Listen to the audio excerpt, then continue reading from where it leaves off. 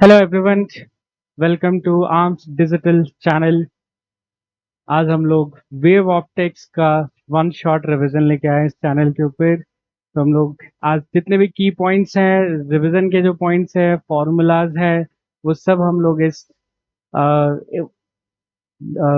Video में हम लोग रिकैप करेंगे, रिकॉलिंग पावर बढ़ाएंगे और रिवीजन करेंगे सभी टॉपिक्स का। तो चलो फटाफट स्टार्ट करते हैं। आई होप सब लोग अपने नोट्स के साथ रेडी है, अपने शॉर्ट नोट्स के साथ रेडी है। और आज का लाइक टॉपिक जो हमारा रहेगा वो रहेगा वेव इंटरफेरेंस या लाइट वेव इंटरफेरेंस के ऊपर आज हम लोग रिवीजन करेंगे। तो फर्स्ट टॉपिक जो हमें इसमें रिवीजन करना है दैट इज न्यूटन्स का जो लॉ था, या सॉरी न्यूटन्स की जो थ्योरी थी अबाउट लाइट, जो कि अब हम ऑब्वियसली प्रैक्टिकल यूज में नहीं लेते, बट हम अगर स्टार्ट करें कि न्यूटन ने क्या एक्सपीरियंस किया अपने लाइफ में, उसने लाइट को लेकर बहुत सारे ऑब्जर्वेशन किए और फिर उन्होंने एक थ्योरी दिया रिलेटेड टू लाइट, जो आज ऑब्वियसली डिस्प्रूव हो चुके हैं। तो आज इस थ्योरी को हम लोग डिस्प्रूव कर चुके हैं, बट न्यूटन का ये कहना था। तो पहले न्यूटन का पर्सपेक्टिव समझते हैं और ये भी समझते हैं कि हमने कैसे डिस्प्रूव किया कि ये थ्योरी गलत थी, इसमें क्या क्या पॉइंट्स जो थे वो ड्रॉबैक थे, और इसको कैसे फिर क्रिश्चियन हाइगन ने इसको ठीक करने की कोशिश किया। फिर बहुत सारे और लोगों ने इस लाइट पे काम किया। तो लाइट जो है हमारे through out the history of scientific journey में एक one of the most mysterious चीजों में से एक रहा है, जिसपे बहुत लंबे टाइम से रिसर्च, स्टडी और डिबेट चल रहा है। और आज भी ये debate kind of on going है। ठीक है, तो हम लोग स्टार्ट करते हैं अपना starting of wave optics with Newton's corpuscular theory of light. तो न्यूटन का ये कहना था, उनका one of the first point जिस पे वो बिलीव करते थे, जब जितना भी उन्होंने ऑब्जर्वेशन किया उस चीज पे, कि जो जितनी भी ल्यूमिनस बॉडीज होती हैं, जितनी भी ल्यूमिनस बॉडी लाइट इमिट करती है, वो लाइट जो है छोटे छोटे पार्टिकल्स में इमिट करती है। ऐसे पार्टिकल्स जिनको हम देख नहीं सकते, इन्हीं पार्टिकल्स को हम बोलते हैं कॉर्पस।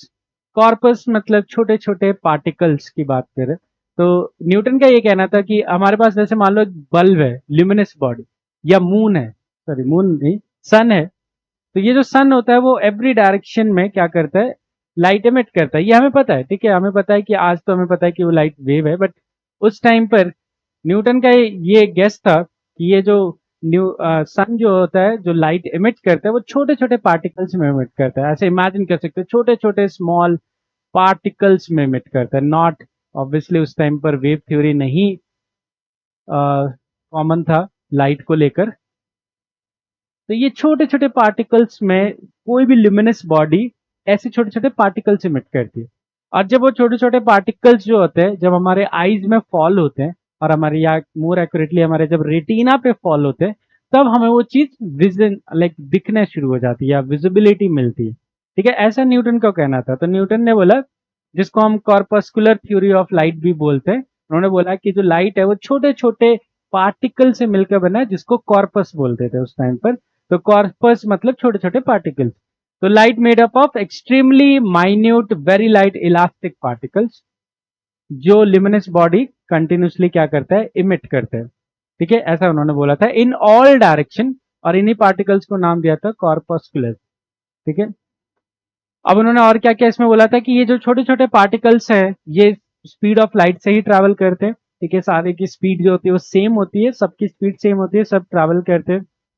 जब ये पार्टिकल्स हमारे रेटिना पे फॉल होते हैं, तब हमें विजन मिलता है, तब हमें वो चीज दिखती है। तो मान लो राइट नाउ अगर मुझे कोई यहाँ पे डब्बा ये दिख रहा है कि ये बॉक्स है, तो इसका मतलब इस बॉक्स से छोटे छोटे पार्टिकल्स जो हो रहे हैं, छोटे छोटे पार्टिकल्स जो है वो इमिट हो रहे हैं यहाँ से, और मेरी रेटिना पे फॉल हो रहे हैं, इसलिए मैं ये बॉक्स देख पा रहा हूँ। ऐसा न्यूटन का मानना था उस टाइम पर। ठीक है, तो सेंसेशन ऑफ विजन तब मिलता है जब ये छोटे छोटे पार्टिकल्स हमारे रेटिना पर आकर फॉल करते हैं। नेक्स्ट है जो वेलोसिटी होता है इन पार्टिकल्स का, वो स्पीड ऑफ लाइट के बराबर ही होता है। तो 3 × 10⁸ the different colour of light are due to the different size. ऐसा उनका कहना था कि हमें अलग अलग कलर्स इसलिए दिखते हैं क्योंकि इन पार्टिकल्स का साइज अलग है। तो रेड कलर का साइज ज्यादा डिफरेंट होगा, जो पार्टिकल्स का साइज है, ब्लू कलर के पार्टिकल का साइज डिफरेंट होगा। ये कॉस्मिकुलर थ्योरी में ऐसा उनका मानना था, ठीक है, या उन्होंने ऐसा थ्योरी दिया था। Rest mass of this particles is zero. उन्होंने बोला था कि जब ये पार्टिकल्स रेस्ट पर आते हैं तो उनका कोई एग्जिस्टेंस नहीं होता, उनका मास कंप्लीटली जीरो हो जाता है। और मास जीरो होने का मतलब आप कह लो कि उनका एग्जिस्टेंस ही खत्म हो जाता है जब ये पार्टिकल रेस्ट पर आते हैं। तो हम कभी भी दो पार्टिकल नहीं ढूंढ पाएंगे कि ये रहे दो पार्टिकल्स। वो जब तक तब तक ही उनका एग्जिस्टेंस रहता है, जब तक वो मोशन में है, जब तक वो मूव कर रहे हैं। उनका रेस्ट मास जीरो होने का मतलब कि रेस्ट पे आते ही उनका एग्जिस्टेंस खत्म हो जाता है। और इनका वेलोसिटी एक आइसोट्रॉपिक मीडियम है। आइसोट्रॉपिक मीडियम किसे बोलते हैं?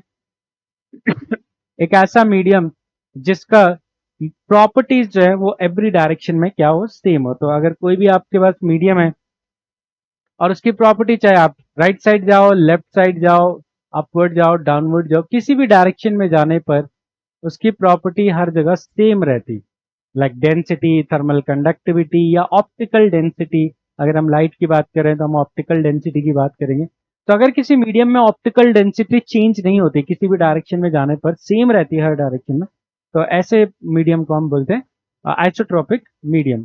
और ये सेम रहता है, तो velocity of these small particles is same in all direction, is same in all direction। और ये तभी चेंज होता है जब मीडियम में चेंजेस हैं।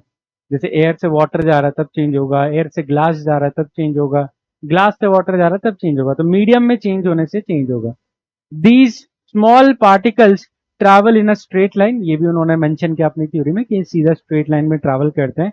और ये इनविजिबल है, मतलब हम इनको खुद नहीं देख सकते। इनका यही मानना था, ये पार्टिकल्स हम लोग हमारी आईज के लिए, ह्यूमन आईज के लिए या एनिमल आईज के लिए जितने भी है वो इनविजिबल है, ठीक है। इन पार्टिकल्स को हम नहीं देख सकते, बट ये जब पार्टिकल्स हमारे रेटिना पे फॉल होते हैं तो हम इससे दूसरे ऑब्जेक्ट्स को जरूर देख सकते हैं, उससे हमें सेंसेशन ऑफ विजन मिलता है, ठीक है।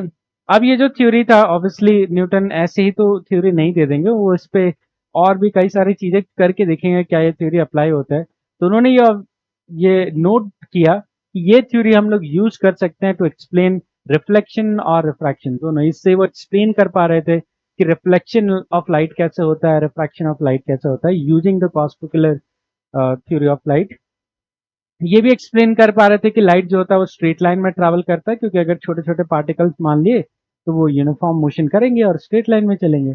और existence of energy in light, तो ऑब्वियसली जो लाइट है वो एक टाइप का फॉर्म ऑफ एनर्जी है। तो अगर लाइट को छोटे छोटे पार्टिकल्स मान लिया तो वो एनर्जी को एक्सप्लेन कर सकते हैं कि लाइट अपने साथ एनर्जी कैसे कैरी करते हैं।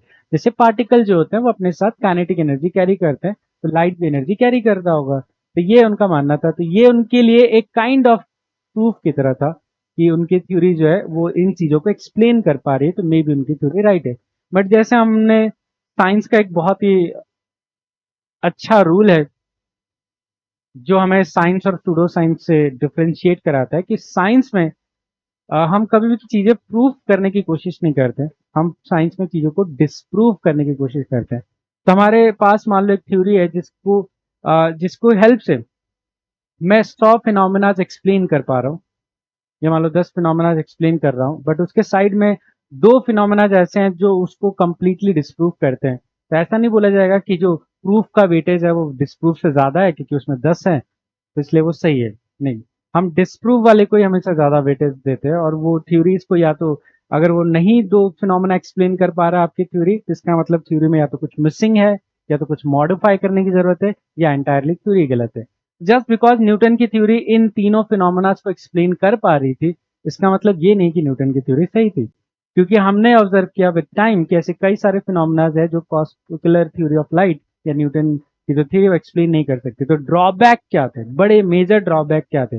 पहला, कि न्यूटन की थ्योरी है ये interference, diffraction, polarisation, double refraction and total internal reflection, ये पांच फिनोमेना एक्सप्लेन नहीं कर पा रही थी कि ये कैसे होता है, दो लाइट का इंटरफेरेंस कैसे होता है, ये बिल्कुल भी एक्सप्लेन नहीं कर पा रहे। तो इसकी वजह से ये एक मेजर ड्रॉबैक बन जाता है न्यूटन की थ्योरी का।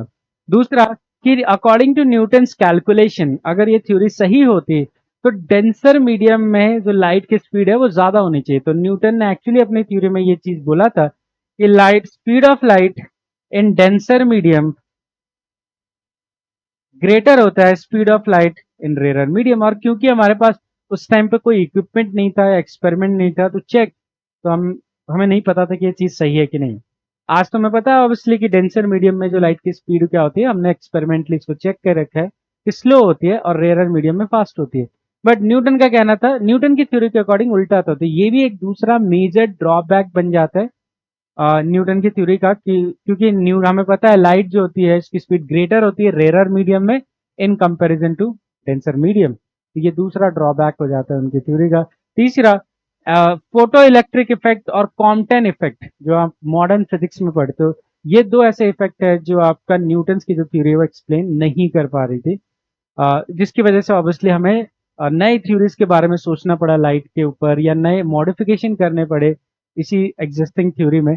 और बहुत सारी डिबेट स्टार्ट हुए क्योंकि ये बहुत मेजर प्रॉब्लम्स हैं जो ये लाइट की जो थ्योरी है एक्सप्लेन नहीं कर पा रही। ठीक है, तो ये होल ड्रॉबैक है जो आपको याद रखना है। बोर्ड्स में भी आ सकता है और स्टेटमेंट बेस्ड क्वेश्चंस या ऑप्शंस में भी आ सकता है कि what are drawbacks of Newton corpuscular theories of light. चलो आगे बढ़ते हैं। तो इस थ्योरी में फिर और एडिशन किया क्रिश्चियन हाइगेंस ने। उन्होंने अपनी थ्योरी दी और वो थ्योरी जो थी उस टाइम पर न्यूटन के एग्जैक्ट ऑपोजिट थी।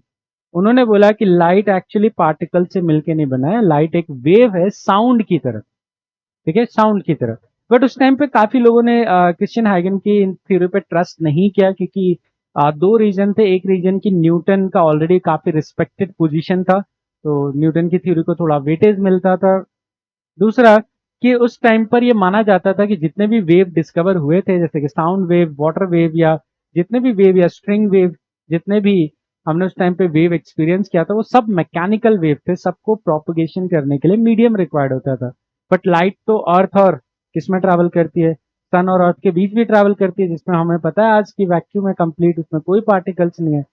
तो ये बिलीव करना लोगों के लिए मुश्किल था कि कोई वेव बिना पार्टिकल के कैसे ट्रैवल कर सकती है, जब हमारे पास कोई प्रूफ ही नहीं है कि वेव बिना पार्टिकल के ट्रैवल कर भी सकती है कि नहीं कर सकती। ठीक है, तो इसका आंसर आई होप कि अगर आप एक चैप्टर पढ़ोगे या पढ़ा होगा अपने इलेक्ट्रोमैग्नेटिक वेव में, आपको मिला होगा कि लाइट कैसे बिना किसी मीडियम के प्रोपेगेट कर सकती है through oscillating electric and magnetic field की हेल्प से। तो वो हमें पता है, बट उस टाइम पे नहीं पता था। तो क्रिश्चियन हाइगन की जो थ्योरी है वो थोड़ी सी दब के रह गई थी, या थोड़ा कम उनको इम्पोर्टेंस मिला। बट क्रिश्चियन हाइगन का वेव थ्योरी ऑफ लाइट जो है वो आज हमें पता है कि वो सही भी है, एक्यूरेट, मतलब पूरा एक्यूरेट ना हो, बट उन्होंने स्टार्ट तो एटलीस्ट किया ये थॉट कि लाइट वेव हो सकता है। तो क्रिश्चियन हाइगन की थ्योरी को समझने के लिए हमें एक क्वांटिटी समझना पड़ेगा या टर्म समझना पड़ेगा, इट्स कॉल्ड वेव फ्रंट। तो वेव फ्रंट को डिफाइन करेंगे तो वेव फ्रंट का डेफिनेशन होता है the locus of all the particles vibrating in the same phase is called wave front. इसको समझाने के लिए मैं एक सिंपल एग्जांपल लेता हूं। आपको ऑलरेडी पता ही है कि जो भी वेव होता है उसकी कोई इक्वेशन, तो वेव की इक्वेशन होती है A sine omega t minus t x. मान लेते हैं ये हमारी वेव की इक्वेशन है। और ये वाला जो टर्म है ये फेज कहलाता है आपका वेव। ठीक है, ये फेज कहलाता है। तो मान लो हमारे पास एक साउंड का सोर्स है, तो this is my source of sound और लाइट। आप जैसे विजुलाइज करना चाहो, दोनों के लिए सही है, क्योंकि ये जो कॉन्सेप्ट हम दोनों के लिए काइंड ऑफ यूज करते हैं, साउंड और लाइट के लिए। तो मान लो ये सोर्स ऑफ लाइट है यहाँ पर, और ये लाइट जो है वो ऑल डायरेक्शन में ट्रैवल कर रहा है। तो आपको पता ही है ये लाइट जो है ये ऑल डायरेक्शन में प्रोपोगेट कर रहा है। ठीक है, तो इससे सोर्स से लाइट, इसको हम पॉइंट सोर्स बुलाते हैं। तो लाइट जो है वो ऑल डायरेक्शन में प्रोपोगेट कर रहा है इस तरह से। ठीक है, बट अगर मैं इस सोर्स से एक्स डिस्टेंस दूर यहां पर जाता हूं, तो एक्स डिस्टेंस दूर यहां पर जाता हूं, तो यहां पर अगर मैं पूछूं बताओ फेज कितना होगा पार्टिकल का। ठीक है, साउंड के केस में आप इमेजिन कर लो, क्योंकि साउंड मैकेनिकल वेव है, तो उसमें इसके चारों तरफ पार्टिकल है जो वाइब्रेट कर रहे हैं, ऑसिलेट कर रहे हैं। तो इस एक्स डिस्टेंस दूर अगर एक पार्टिकल का मैं पूछूं कि कितना फेज है, तो आप बोल दोगे कि ये फेज तो होगा कि ओमेगा टी किसी भी टाइम टी पर, तो टी तो सेम करना पड़ेगा माइनस के x, this is the phase. अगर ये वेव इक्वेशन है, this is the phase of the particle. वही सेम अगर मैं पार्टिकल सोर्स से एक्स डिस्टेंस नीचे की तरफ कहीं पे जाऊं, अब मैं पूछूं इस पार्टिकल का फेज क्या है, तो आप बोलोगे ये same answer omega t minus के एक्स। क्योंकि डिस्टेंस सेंटर से या सोर्स से x ही है, तो इसमें भी x पुट करोगे सेम फेज आएगा। वैसे इस साइड x डिस्टेंस दूर जाओ तो एक पार्टिकल मिलेगा, उसका भी फेज सेम, इधर भी x डिस्टेंस दूर जाओ तो आपका फेज सेम। तो आप देखोगे ऐसे बहुत सारे पार्टिकल्स होंगे, नॉट ओनली 4 पार्टिकल। आप बाहर भी इमेजिन करो, यहाँ से एक x डिस्टेंस दूर होगा, एक अंदर की तरफ, एक टेढ़े में यहाँ पर x, बहुत सारे पार्टिकल्स होंगे। तो इन सभी पार्टिकल्स को हम एक इमेजिनरी लाइन से ज्वाइन करें, ठीक है, इमेजिनरी लाइन को, रियल लाइन से नहीं, ये सभी पार्टिकल्स को, तो इमेजिन, यू कैन इमेजिन कैसे बहुत सारे पार्टिकल्स हैं जिनका फेज एग्जैक्टली सेम है। तो अगर इन सभी पार्टिकल्स को एक इमेजिनरी लाइन से ड्रॉ करें तो आपको एक सरफेस मिलेगा इस तरह से, और ये जो सरफेस है ये कहलाता है वेव फ्रंट। तो locus of all the point, locus of all the point having same phase, wave front, ठीक है। तो ये आपका वेव फ्रंट कहलाते हैं, ठीक है। इस पे जितने भी पार्टिकल हैं, आप चाहो तो बिलियंस ऑफ देम है, there are billions of particle, यहाँ पर, यहाँ पर, यहाँ पर, यहाँ पर, यहाँ पर, यहाँ पर, यहाँ पर बिलियंस ऑफ पार्टिकल है, ठीक है। तो बिलियंस ऑफ पार्टिकल जो है उन सबका फेज क्या है, सेम है, क्योंकि सब सोर्स से x डिस्टेंस दूर है, तो इसलिए सबके लिए फेज ओमेगा टी माइनस के एक्स आएगा एट एनी टाइम t, ठीक है। अब आपको लग रहा होगा कि ये जो फेज है या जो वेव फ्रंट है उसका शेप सर्कुलर है, बट यू आर रॉन्ग, क्योंकि आपको 3 डायमेंशन में इमेजिन करना है कि सिर्फ ऐसे ही पार्टिकल बाहर भी होंगे इस तरह से, इस पॉइंट पर, वैसे ही पार्टिकल अंदर की तरफ भी होंगे। तो there are lot of particles जो आउट ऑफ द प्लेन भी एग्जिस्ट कर रहे हैं, और सबका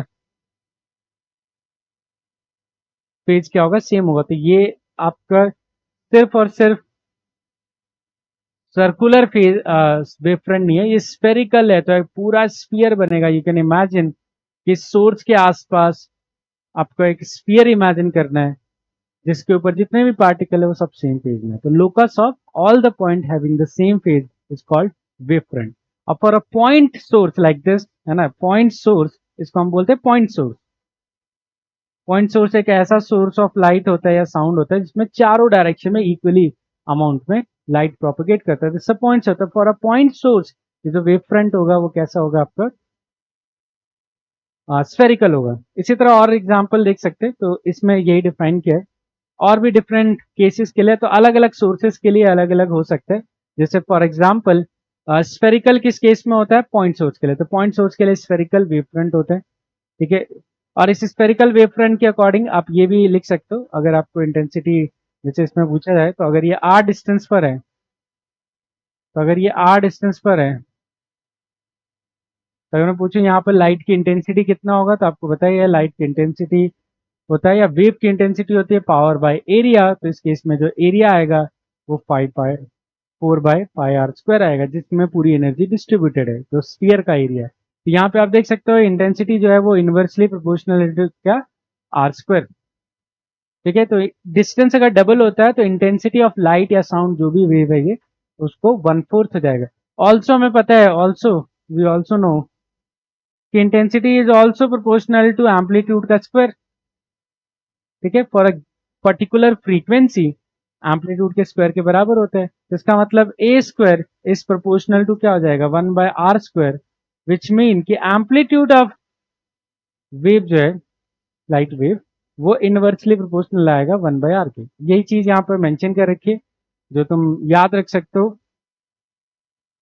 तो for point source amplitude is inversely proportional to 1/डिस्टेंस, और इंटेंसिटी इज प्रोपोर्शनल टू 1/रेडियस या r, जो 1/r²। वैसे सिलेंड्रिकल शेप के ऑब्जेक्ट के लिए, जैसे पॉइंट सोर्स के लिए तो आपने बल्ब ले लिया, बल्ब एक एग्जांपल हो सकता है, close to, not exactly, but bulb ऐसे इमेजिन कर सकते हैं, एलईडी लाइट, तो एलईडी लिख लेते ज्यादा बेटर होगा, एलईडी इसका एग्जांपल है। और लीनियर सोर्स उसे बोलते हैं, जैसे कि आप इमेजिन कर सकते हैं ट्यूबलाइट की तरह, जो आपने ट्यूबलाइट देखा होगा, एक लीनियर, एक लंबी सी लाइट होती है और उसमें चारों डायरेक्शन में या हर डायरेक्शन में लाइट इमिट हो रहा होता है, तो इसको हम लाइन सोर्स बोलते हैं। इस केस में जो वेव फ्रंट आता है वो सिलेंड्रिकल आता है, जैसा कि शेप बना रखा है, तो ये जो बीच वाला हिस्सा है ये आपका ट्यूबलाइट है, और जो बाहर ऐसे सिलेंडर बना रखा है वो वेव फ्रंट का शेप है, ठीक है। इस केस में जो इंटेंसिटी होती है वो 1/r के प्रोपोर्शनल होती है, क्योंकि इसमें जो सरफेस एरिया आता है वो πr² नहीं होता है, वो क्या होता है, आपका जो सिलेंडर का एरिया हो जाता है उसमें ये जो सरफेस एरिया है यहाँ से, वो surface area inversely proportional to होता है क्या, 1/r। ठीक है, सॉरी 1/r कह रहा हूँ, आर और लेंथ के, ऑब्वियसली जो सरफेस एरिया होता है वो लेंथ और आर के प्रोपोर्शनल होता है इस तरह से। तो लेंथ ऑफ कांस्टेंट है तो सरफेस एरिया आर के प्रोपोर्शनल है, इसीलिए इंटेंसिटी 1/r के इनवर्सली प्रोपोर्शनल हो जाता है। इसीलिए एम्पलीट्यूड 1/√r के प्रोपोर्शनल हो जाता है, क्योंकि वो एम्पलीट्यूड के रूट के प्रोपोर्शनल है। तो यहाँ पर हम ये यूज कर रहे हैं, intensity is proportional to a²। तीसरा है जब इन सोर्स बहुत फार अवे होता है, अब चाहे वो लाइट पॉइंट सोर्स हो या लीनियर सोर्स हो, चाहे कैसा भी हो, अगर आपका ऑब्जेक्ट या सोर्स बहुत दूर है तो उससे जो रेज आती हैं वो सब पैरेलल आएंगी, और पैरेलल रेज की वजह से जो आपका वेव फ्रंट का शेप आता है वो प्लेनर वेव फ्रंट आता है, मतलब एक सिंगल प्लेन में आता है। और इसमें जो इंटेंसिटी रहता है कांस्टेंट रहता है, क्योंकि इसमें एरिया चेंज नहीं होता, और इसीलिए इसमें एम्पलीट्यूड ऑफ लाइट भी क्या रहती है, कांस्टेंट रहती है। तो तीन ये अलग अलग डिफरेंट टाइप ऑफ सोर्सेस हैं जिनको आपको याद रखना है। तो पॉइंट सोर्स के लिए स्फेरिकल वेव फ्रंट, और उसमें इंटेंसिटी 1/r² के प्रोपोर्शनल है, एम्पलीट्यूड 1/r के प्रोपोर्शनल है। For line source cylindrical shape का होता है वेव फ्रंट, इसमें इंटेंसिटी 1/r के प्रोपोर्शनल है, एम्पलीट्यूड 1/√r के प्रोपोर्शनल। अगर आपका सोर्स बहुत दूर रखा हुआ है तो इस केस में आपकी इंटेंसिटी और एरिया दोनों अनचेंज रहते हैं, इसकी वजह से आपका जो वेव फ्रंट है वो भी सेम रहता है, ट्रैवल करता है with the speed of light. ठीक है, देखो इसको अच्छे से।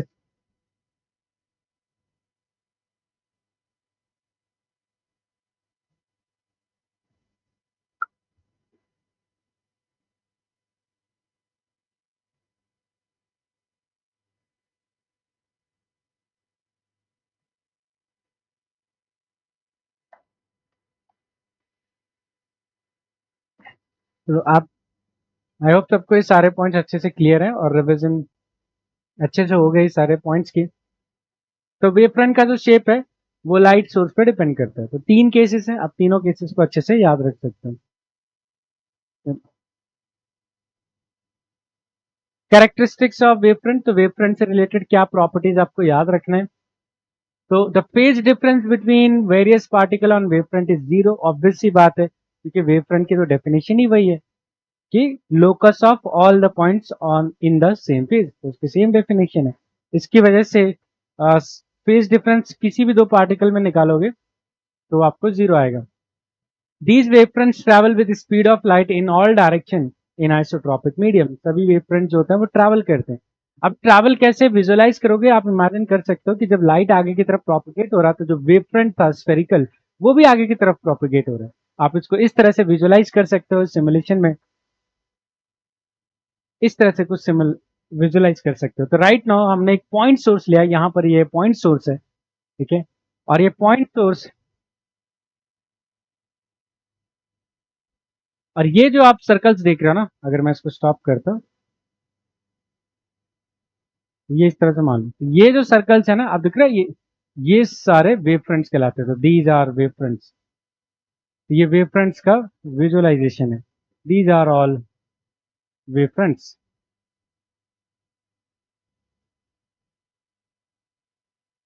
ठीक है, और ये वेव फ्रंट का किसी एक टाइम पर फोटो सा है, तो अभी ये फोटो अभी आपको प्रोपोगेट करते हुए नहीं दिखेंगे, बट जैसे मैं प्ले दिलाऊं, प्ले बटन दबाता हूं तो आपको ये प्रोपोगेट करते हुए दिखेगा। तो ये सारे वेव फ्रंट्स है, ऐसे थोड़ी कि एक ही वेव फ्रंट्स होता है, सारे वेव फ्रंट्स है, बट आपको ये वेव फ्रंट्स प्रोपोगेट करते हुए दिखेगा जब लाइट ट्रैवल करती है। तो लाइट जो है वो किस डायरेक्शन में ट्रैवल कर रही है, लाइट ऐसे कुछ ट्रैवल कर रही है। अगर हमें लाइट का बनाना है तो लाइट तो कुछ ऐसे ट्रैवल कर रही है, देखो ऐसे लाइट ट्रैवल कर रही है, ऐसे ट्रैवल कर रही है, ऐसे लाइट ट्रैवल कर रही है, ऐसे, इस तरह से। तो लाइट ऐसे ट्रैवल कर रही है, ठीक है, और उसके कॉरेस्पॉन्डिंग वेव फ्रंट जो है वो कुछ ऐसे ट्रैवल कर रहा है। अगर मैं ये लाइन ऑन करूं तो आपको दिखेगा इस तरह से। आपको ये वेव फ्रंट ट्रैवल का आपको लग रहा है ना वेव फ्रंट ही आगे बढ़ रहा है, बट इन रियलिटी कोई भी मैटर आगे की तरफ नहीं बढ़ रहा, वो बस जो रिपीटेड ऑसिलेशन है उसकी वजह से ऐसा लगता है।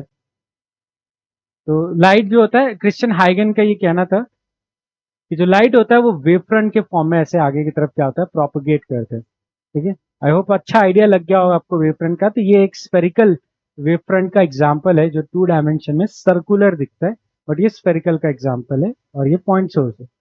चलो आगे देखते हैं। तो वेव फ्रंट जो होता है वो ऑल डायरेक्शन में ट्रैवल करता है with same speed of light.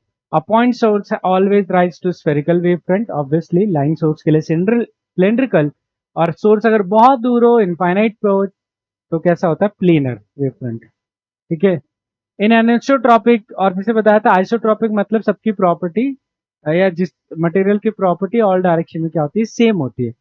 और उसी के उल्टा हो जाएगा एनिसोट्रॉपिक, मतलब जिस मटेरियल की प्रॉपर्टी एवरी डायरेक्शन में थोड़ी सी डिफरेंट है। एक्स में जाओगे तो डिफरेंट डेंसिटी मिल रहा है, और वाई में जाओ तो डिफरेंट मिल रहा है। तो ऐसे मीडियम में जो लाइट की स्पीड है वो डिफरेंट डिफरेंट हो सकती है, क्योंकि ये सब अलग अलग मीडियम में अगर सबका अलग अलग ऑप्टिकल डेंसिटी है तो सब में स्पीड ऑफ लाइट भी डिफरेंट होगी। ठीक है, normal to the wave front is representing the ray of light. ये इंपॉर्टेंट टू अंडरस्टैंड। जैसे यहाँ पे भी अगर मैं शो करूं, तो अगर हम बहुत सारे ये वेव फ्रंट ड्रॉ कर रहे हैं तो ये रहे वेव फ्रंट्स। ठीक है, तो लाइट जो है वो वेव फ्रंट के फॉर्म में अभी ट्रैवल कर रहे हैं।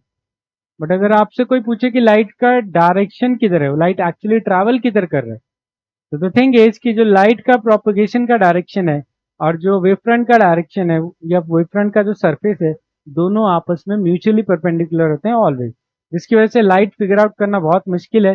देखो लाइट रे ऐसे ट्रैवल कर रही है, यू कैन सी कि ये हर जगह परपेंडिकुलर है। ठीक है, या लाइट रे ऐसे ट्रैवल कर रही है, या लाइट रे ऐसे ट्रैवल कर रही है। ये मल्टीपल रेज है अलग अलग डायरेक्शन में। अब अगर आइसोट्रॉपिक मटेरियल है, जैसे देखो ये आइसोट्रॉपिक मटेरियल है, तो हर डायरेक्शन में स्पीड सेम ही होगा। बट अगर एनिसोट्रॉपिक मटेरियल है तो हर डायरेक्शन में स्पीड डिफरेंट हो सकती है, सेम लाइट के लिए, अलग अलग मीडियम होने की वजह से।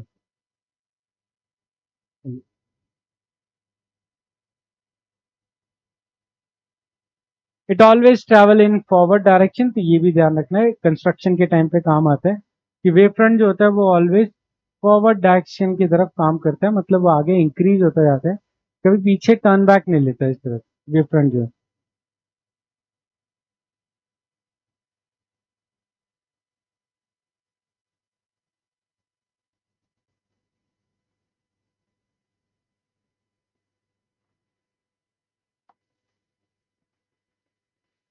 नेक्स्ट हम कुछ अलग अलग ऑप्टिकल इंस्ट्रूमेंट के लिए वेव फ्रंट का शेप ड्रॉ करने वाले हैं। तो सबके लिए जो इंसिडेंट वेव है वो प्लेनर है, सबके लिए हमने इंसिडेंट वेव सेम रखा है। हम लोग रिफ्लेक्टेड और रिफ्रैक्टेड वे में इंटरेस्टेड है कि रिफ्रैक्टेड लाइट का वेव फ्रंट कैसा दिखेगा अगर उस पर प्लेनर वेव फ्रंट आया तो क्वेश्चन में। तो हमारे सभी ऑप्टिकल इंस्ट्रूमेंट के लिए अभी हमने प्लेनर वेव फ्रंट कंसीडर किया है, जो आप आराम से घर पे भी एक्सपीरियंस कर सकते हो। आप 2 लेजर चाहिए और एक प्रिज्म चाहिए तो आपको दिख जाएगा। तो प्रिज्म के केस में क्या होता है कि अगर आपको वेव फ्रंट का, जैसे मान लो ये प्रिज्म है,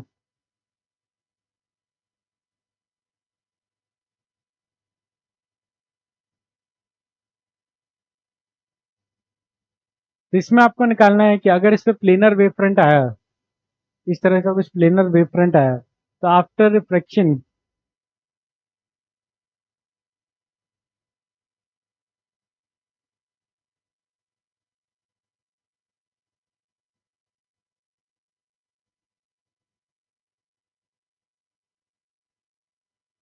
ठीक है, अब इसमें हमें फाइंड करना है कि आफ्टर इमर्जिंग आउट, इमर्ज करने के बाद कितना वेव फ्रंट का शेप क्या होगा।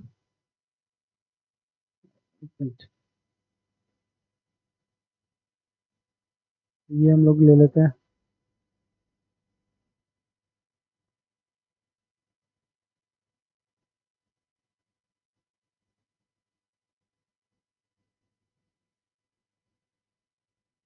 अलग से ड्रॉ कर लेते हैं। तो मान लो ये हमारे पास प्रिज्म है।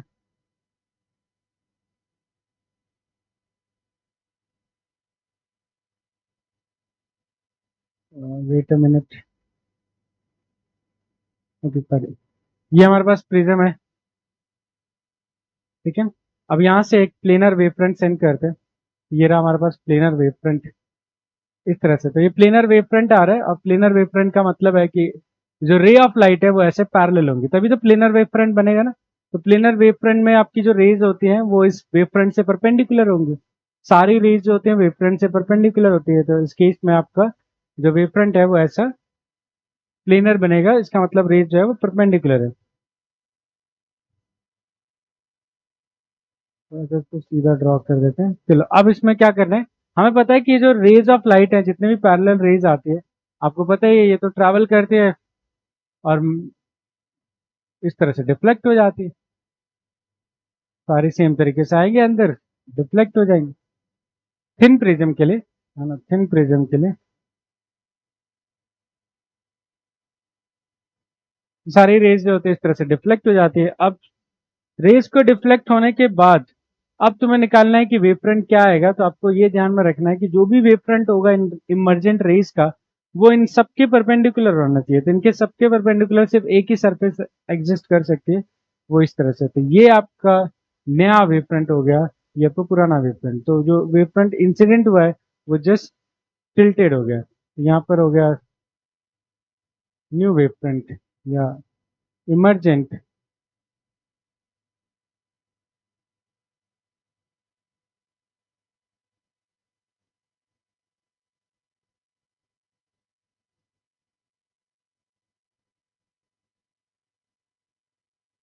इमर्जेंट वेव फ्रंट, और ये आपका इंसिडेंट वेव फ्रंट।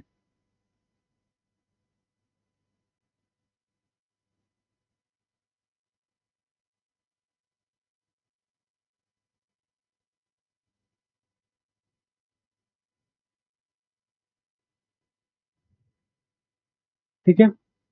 तो इस केस में जो आपका वेवफ्रंट का shape है वो चेंज नहीं हुआ, बस टिल्ट हो गया। इसी सेम तरीके से आप बाकी स्ट्रक्चर का भी निकाल सकते हो। जैसे कि अगर हमें लेंस और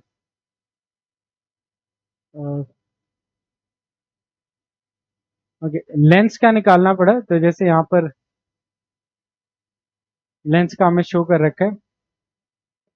तो मान लो ये लेंस है और इस पे प्लेनर वेव फ्रंट आती है। तो प्लेनर वेव फ्रंट, ये मान लेते हैं प्लेनर वेव फ्रंट है। ठीक है, इस तरह से एंटर हुई। अब ये तो प्लेनर वेव फ्रंट का मतलब है कि इस पे जो रेज आ रही है वो ऐसे ट्रैवल करेगी।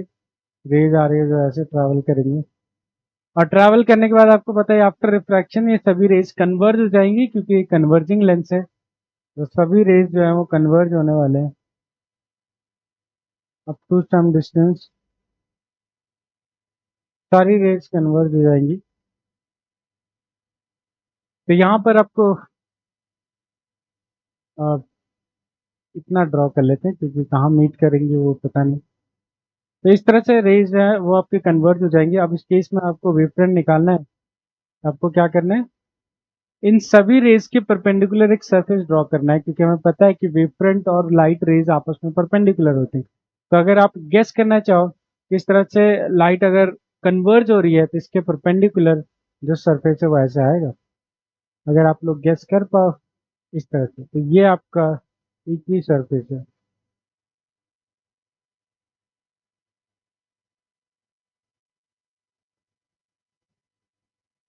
या इतनी सरफेस कह रहा हूँ, या आप ऐसे मान लो वेव फ्रंट लिख लो, वेव फ्रंट। इस पे जितने भी पॉइंट्स हैं वो ऑब्वियसली सेम फेज में होंगे, और क्योंकि सारी रेज कन्वर्ज हो रही है तो 90 डिग्री पर रखने के लिए हमें इस तरह का है। तो वेव फ्रंट जो होगा वो स्फेरिकल इन शेप होगा। तो अभी 2 डायमेंशन में ड्रॉ किया है, इसलिए आर्क दिख रहा है। अगर 3 डायमेंशन में ड्रॉ करोगे तो स्फीयर दिख जाएगा। वैसे मिरर के केस में भी तो ये 3 केस आप याद रख सकते हो कि कौन से केस में कैसा डायग्राम बनता है और कैसा वेव फ्रंट का शेप आता है। सेम ऐसे आप दूसरे लेंसेज के लिए भी कर सकते हो, जैसे लेंस में कॉनकेव के लिए कर सकते हो और मिरर में कॉन्वेक्स के लिए कर सकते हो। इससे आपको अच्छा आइडिया लग जाएगा कि 2D में कैसे वर्क करते हैं। ठीक है, ये हो गया हमारा वेव फ्रंट के टाइप्स और उसके कैरेक्टरिस्टिक्स। 3 टाइप के wave front, planar wave front, convex wave front और कॉनकेव इफ पॉसिबल।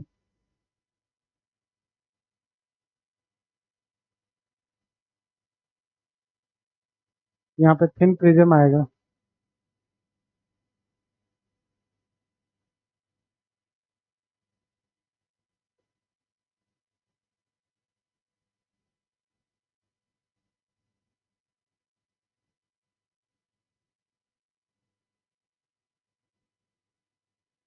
तो लोकेशन पर लो, ट्राई करते हैं।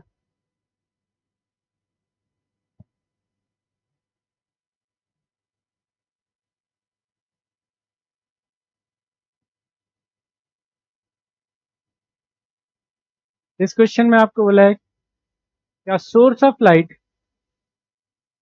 द सोर्स ऑफ लाइट कहाँ प्लेस किया है? At the focus of a convex lens.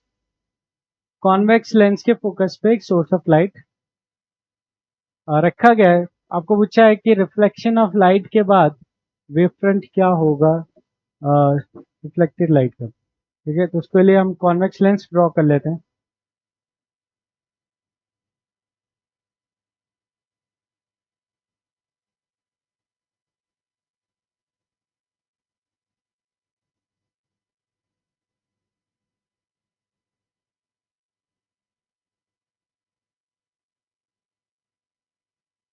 चलो, तो इसके फोकस पर हम ऑब्जेक्ट रख देते हैं।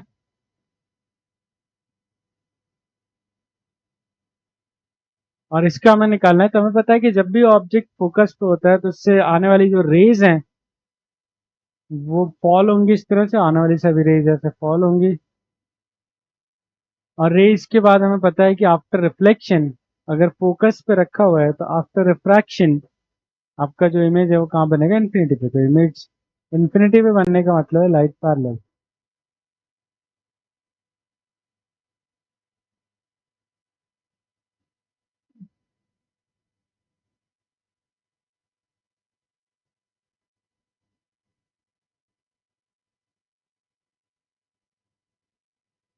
अब इसमें हमें वेव फ्रंट निकालना है। तो आप देखो, इनिशियल और फाइनल वेव फ्रंट निकाल सकते हो। तो इनिशियल वेव फ्रंट तो होगा कुछ इस तरह से, जिसमें ओ जो होगा सेंटर होगा, ये इनिशियल वेव फ्रंट होगा। आप देख सकते हो ये आपके रे डायग्राम के परपेंडिकुलर है। और दूसरा आफ्टर रिफ्रैक्शन जो वेव फ्रंट आएगा वो स्ट्रेट आएगा। तो स्ट्रेट का मतलब है कि आप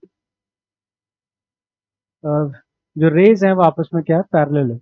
इसमें जो वेव फ्रंट आएगा वो ऐसे ड्रॉ कर सकते हैं, पैरेलल प्लेनर वेव फ्रंट आएगा। तो अगर आपका ऑब्जेक्ट ओ पे रखा हुआ है तो जब ये पास करता है ऑप्टिकल सेंटर से तो आपका जो इमेज है वो इस तरह से बन जाता है, या आप कह लो कि जो वेव फ्रंट है वो इस तरह से आ जाएगा, पैरेलल आ जाएगा फॉर, सॉरी प्लेनर आ जाएगा फॉर पैरेलल रेज।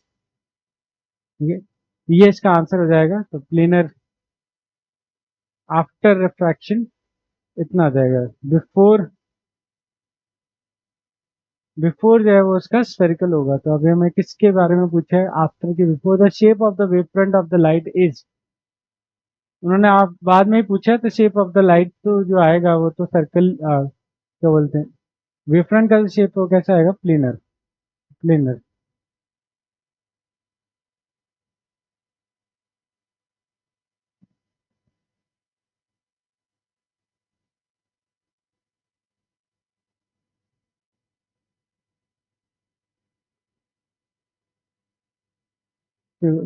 नेक्स्ट अब हम आते हैं अपने मेन थ्योरी के ऊपर, जिसको हम बोलते हैं Christian Huygens theory of wave optics या वेव नेचर ऑफ लाइट।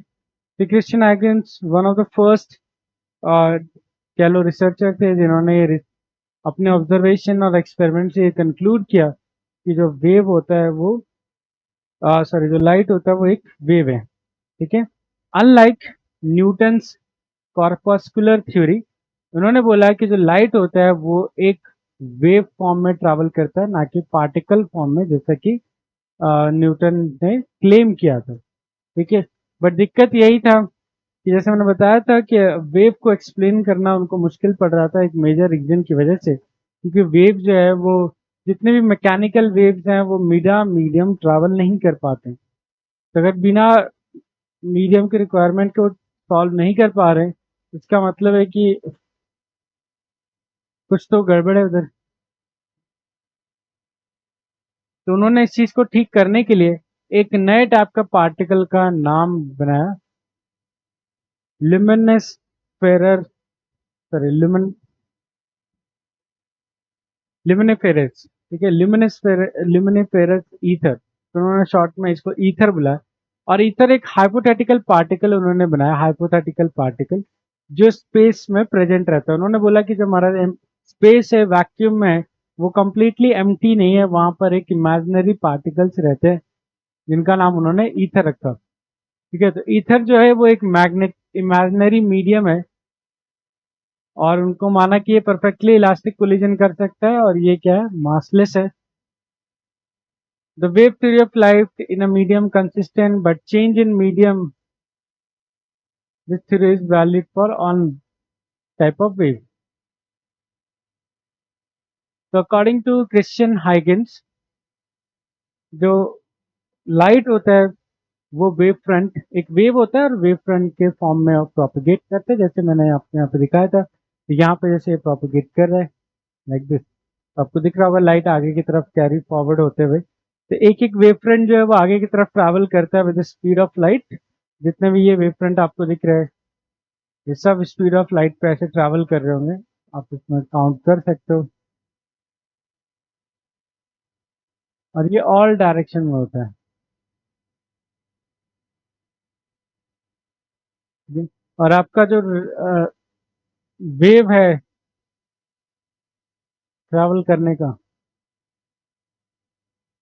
तो वो आप देखोगे 90 डिग्री आएगा सभी सोर्स से। तो जितने भी यहाँ पर वेव फ्रंट है उससे अगर आप लाइट की फ्री एंगल देखो तो वो 90 डिग्री पे आएगा। सारे के सारे सरफेस जो है, मैं रोक के दिखा देता हूँ।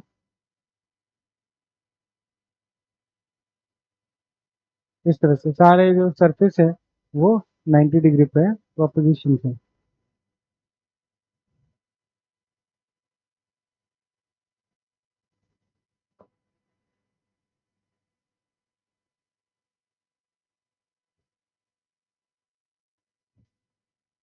चलो आगे बढ़ते हैं।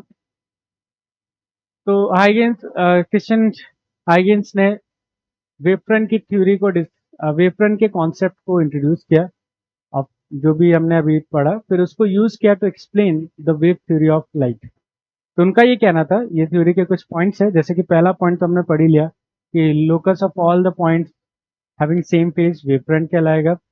Light travel in a medium in form of wavefront, जैसे अभी दिखा रहा था ना, ऐसे फॉर्म ऑफ वेवफ्रंट, इस तरह से लाइट जो थे ऐसे ट्रैवल करते हैं। ऐसा क्रिश्चियन हाइगन का मानना था कि लाइट जो है ऐसे ट्रैवल करती है। क्या तो मैं आपको एक सिंगल, इस तरह से ट्रैवल करती है लाइट जो किसी भी मीडियम में। अगर आपने बल्ब ऑफ कर दिया तो लाइट ऐसे स्प्रेड होता रहेगा पूरे यूनिवर्स में, लाइक दिस, ठीक है। बल्ब आपने ऑन किया तो बल्ब ऑन होते, ऐसा ऐसा क्रिश्चियन हाइगन का मानना था कि जो लाइट होता है वो किसी भी स्पेस में वेव फ्रंट के फॉर्म में क्या होता है, ट्रैवल करता है। आप साउंड को भी ऐसे ही इमेजिन कर सकते हो, क्योंकि उन्होंने साउंड का भी सिमिलर बोला था, ठीक है।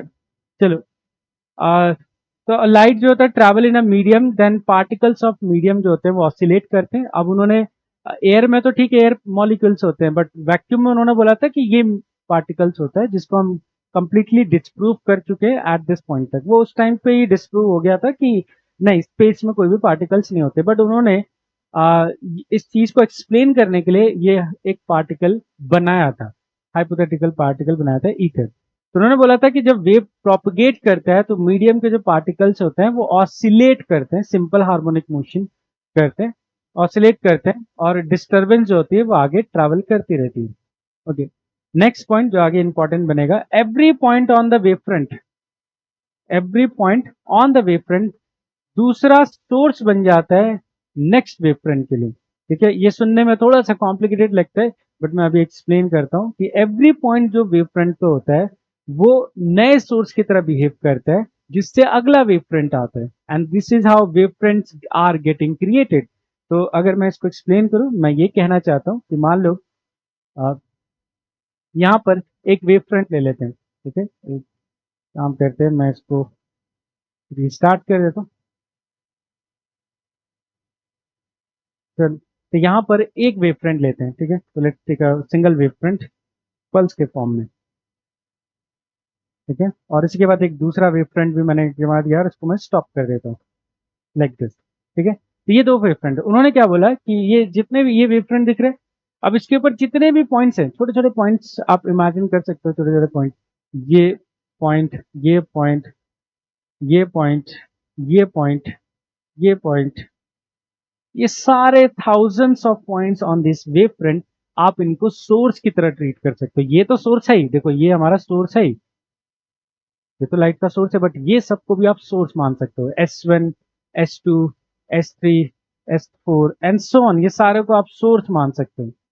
और उनका कहना था कि ये सारे सोर्स एग्जैक्टली उसी तरीके से बिहेव करते हैं जैसे ये मेन सोर्स बिहेव कर रहा है। जैसे मेन सोर्स ऐसे वेव फ्रंट इमिट कर रहा है, वैसे ही ये सारे सोर्स भी अपना अपना वेव फ्रंट इमिट करेंगे। सारे पॉइंट तो सारे सोर्स कुछ हम अपने अपने वेव फ्रंट बना लेते हैं। जैसे इसका वेव फ्रंट आ गया कुछ ऐसे, इसका वेव फ्रंट कुछ ऐसे, इसका वेव फ्रंट कुछ ऐसे, इसका वेव फ्रंट, सबका वेव फ्रंट ऐसे कुछ ना कुछ सबका वेव फ्रंट होगा, सब अपने अपने वेव फ्रंट इमिट करेंगे। ठीक है, ये उन्होंने पॉइंट बोला। तो इस पॉइंट का मीनिंग ये है कि every point on a wave front is a secondary source. इनको हम सेकेंडरी सोर्स बोलेंगे। अगर ये प्राइमरी सोर्स है तो ये दीज आर सेकेंडरी सोर्स। ठीक है, और वो सारे secondary source exactly primary source की तरह नए नए वेव फ्रंट इमिट करते हैं, बस नाम उनको अलग दे दिया। अभी हम नाम देखोगे आप लोग। ओके, तो all the point on a wave front becomes source of secondary wavelet, wavelet बुलाते हैं। तो इन सबको हम वेवलेट्स बोलते हैं। ये जो मैं वापस ड्रॉ करके दिखाता हूँ आपको। ठीक है, वो सेकेंडरी वेवलेट्स बोलते हैं, जो सेकेंड वाले। They emit secondary wavelets in all direction which travel with speed of light. ठीक है, सेम सारे wave front. The tangent plane to all the secondary wavelet represent the next wave front. ठीक है, उसका मतलब क्या है वो मैं ड्रॉ करता हूँ फिर से। तो हमने क्या बोला कि यहाँ पे जितने भी पार्टिकल्स हैं, ये जो एक वेव फ्रंट है, अब इस पे जितने भी पार्टिकल्स हैं, मैं थोड़े कम पार्टिकल्स अभी मार्क कर रहा हूँ। ये मान क्या बोला कि ये सारे पॉइंट जो है ऑन दिस वेव फ्रंट, ये आपका प्राइमरी सोर्स है, तो इसको हम लोग लिखेंगे प्राइमरी सोर्स, जिससे, ठीक है, और ये सारे हो जाएंगे सेकेंडरी सोर्स, सेकेंडरी सोर्स, सारे सेकेंडरी सोर्स। और ये सेकेंडरी सोर्सेज जो है वो अपने वेव फ्रंट इमिट करेंगे, और उनके वेव फ्रंट को हम सेकेंडरी वेवलेट्स बोलेंगे। तो वेवलेट्स नाम दिया गया है, तो उनके वेवलेट्स बना लेते हैं। तो देखो सेकेंड, ये जो वेव है, ये जो सोर्स है वो अपना खुद का एक वेव फ्रंट ऐसे होगा। You can imagine just like जैसे इसका है, सॉरी,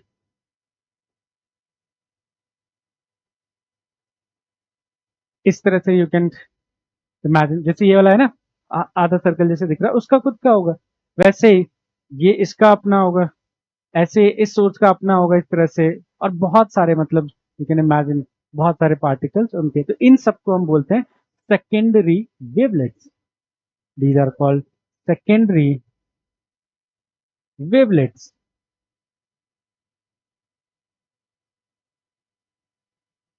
ठीक है, सेकेंडरी वेवलेट्स हो गया। अब क्या बोला है, जो लास्ट पॉइंट है उसमें ये बोल रहा है, क्रिश्चियन हाइगन का ये कहना था कि अगर आप इन सभी सेकेंडरी वेवलेट्स पे एक टैंजेंट बनाओ ना, कॉमन टैंजेंट, तो देखो आपको ये कॉमन टैंजेंट ये दिखेगा जो सबको टच करके पास हो, ये आपका नेक्स्ट वेव फ्रंट होगा।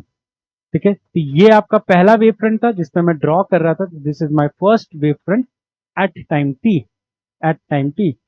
और उसके बाद अगले t plus d t time बाद, t plus d t time बाद ये वेव फ्रंट होगा।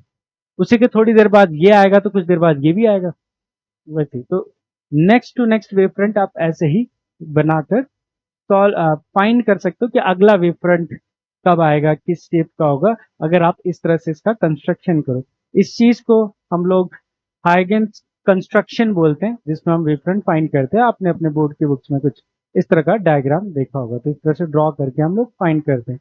तो इस केस में मैंने अभी आपको स्फेरिकल का एग्जाम्पल दिया, आप प्लेनर में भी ट्राई कर सकते हो। तो जैसे प्लेनर में अगर एक्सप्लेन करें, तो ये आपका वेव फ्रंट है। ठीक है, ये मान लो आपका वेव फ्रंट है एट टाइम टी, और इस पे जितने भी पॉइंट्स हैं, ये दीज आर ऑल्सो सोर्सेस हैं, ये सारे सोर्सेस हैं। तो ये अपने अपने वेवलेट सिमिट करेंगे। तो ये देखो इसका वेवलेट, ये इसका वेवलेट, ये इसका वेवलेट, ये इसका वेवलेट, चारों का, और इस पे कॉमन टैंजेंट बनाएंगे तो आपको नेक्स्ट वेव फ्रंट मिल जाएगा। ये रहा आपका नेक्स्ट वेव फ्रंट। तो देखो प्लेनर का नेक्स्ट वेव फ्रंट प्लेनर ही बना, जरूरी नहीं हमेशा प्लेनर आए, बट इस केस में आ रहा है क्योंकि हमारा आइसोट्रॉपिक मीडियम है, तो शेप में कोई चेंजेस नहीं आ रहे, तो ये टी प्लस डी टी पर है।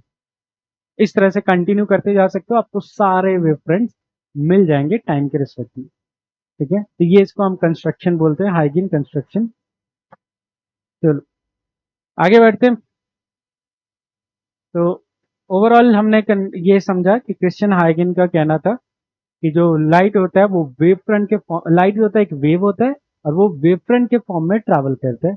और इन वेव फ्रंट्स को अगर आपको ड्रॉ करना है तो आप ये सब जो कंस्ट्रक्शन है वो यूज कर सकते हैं वेव फ्रंट का shape and size figure out करने के लिए। ठीक है? आगे हम बात करेंगे टाइप्स ऑफ सोर्सेज की, जो अभी हमारा नेक्स्ट टॉपिक में हेल्प भी करेगा, विच इज इंटरफेरेंस। तो टाइप्स ऑफ सोर्सेज, दो टाइप के सोर्सेज होते हैं, कोहेरेंट और इनकोहेरेंट। इनका काफी यूज आता है हमारे वेव मैकेनिक्स टॉपिक में भी, वहां पे भी हम इसको डिस्कस करते हैं। तो कोहेरेंट सोर्सेज किसको बोला जाता है? तो अगर हमारे पास दो सोर्स ऑफ वेव है, y1 और y2, होंगे कुछ ना कुछ, ये लाइट वेव भी हो सकता है, ये साउंड वेव भी हो सकता है, ये स्ट्रिंग वेव भी हो सकता है, एनी टू वेव्स, और इनके कुछ ना कुछ फेज होंगे, तो φ1 एंड φ2 दो फेजेस। तो अगर इनके बीच का जो फेज डिफरेंस है which is delta five, which is equal to φ1 minus φ2 mod में, जो भी इनका फेज डिफरेंस है, ये जो फेज डिफरेंस है अगर ये टाइम पे डिपेंड नहीं करता है, मतलब टाइम के साथ चेंज नहीं होता है, कांस्टेंट रहता है, अगर ये कांस्टेंट है, इक्वल टू कांस्टेंट ना, equal to constant with respect to time, अगर ये टाइम के रिस्पेक्ट में कांस्टेंट रहता है फेज डिफरेंस, तो उन दोनों सोर्सेज को हम कोहेरेंट सोर्सेज बोलेंगे। अगर ये टाइम के साथ चेंज हो रहा है, वेरी हो रहा है, ये फेज डिफरेंस है 0 π 2 π, टाइम के रिस्पेक्ट में चेंज हो रहा है एक ही लोकेशन पे, तो उसको हम इनकोहेरेंट सोर्सेज बोलेंगे। This is the simple definition for coherent. ठीक है, अगर दो two sources are called to be coherent if the phase difference between them does not vary with time। ठीक है, प्लेस पे वेरी हो सकता है, लोकेशन के अकॉर्डिंग वेरी हो सकता है, उसमें कोई प्रॉब्लम नहीं है। अलग अलग लोकेशन पे हो सकता है, जैसे यहाँ फेज अलग है, यहाँ फेज अलग है, यहाँ फेज अलग है, वो हो सकता है, उसमें कोई प्रॉब्लम नहीं। बट एक ही लोकेशन पे टाइम के साथ चेंज नहीं होना चाहिए कि अभी 0 है इसी पर, अभी फिर पाई हो गया, फिर 4 π हो गया, ऐसा नहीं होना चाहिए।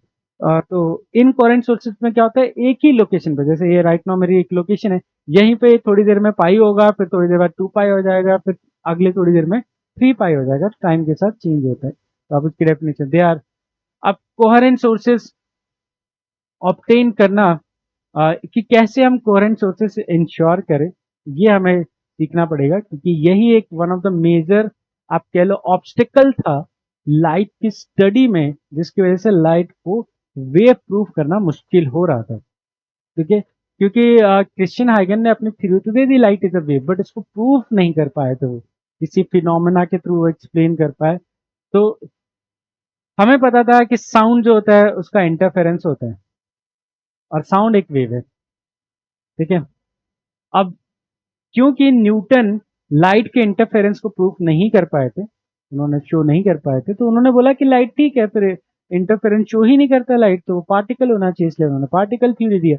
बट क्रिश्चियन हाइगन ने बोला नहीं नहीं, लाइट जो है वो वेव ही है, बट वो इंटरफेरेंस जो है वो शो नहीं कर पाए, लाइट का कोई भी एक्सपेरिमेंट के थ्रू वो दिखा नहीं पाए कि लाइट जो होता है वो इंटरफेरेंस शो करता है। ठीक है, उसकी प्रॉब्लम थी कोहेरेंट सोर्सेज, क्योंकि अगर आपको लाइट का इंटरफेरेंस अच्छे से ऑब्जर्व करना है, ठीक है, उसका पैटर्न बनाना है, लाइट के इंटरफेरेंस का पैटर्न बनाना है, मैक्सिमा मिनिमा का आपने साउंड वेव में पढ़ा होगा।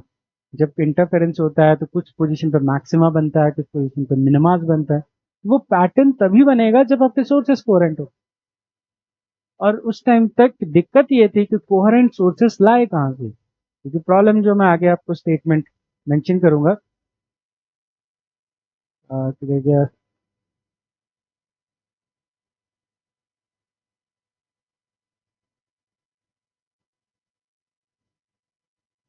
wait,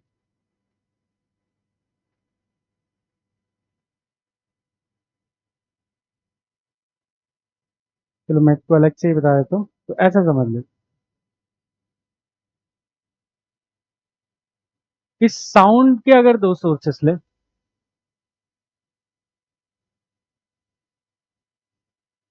तो एक चीज आपको वेव मैकेनिक्स से याद होगा कि कोहेरेंट सोर्सेस होने के लिए वेव फ्रीक्वेंसी सेम होना जरूरी है।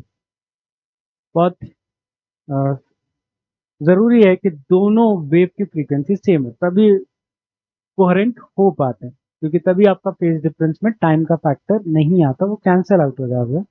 तो फ्रीक्वेंसी सेम होना जरूरी है।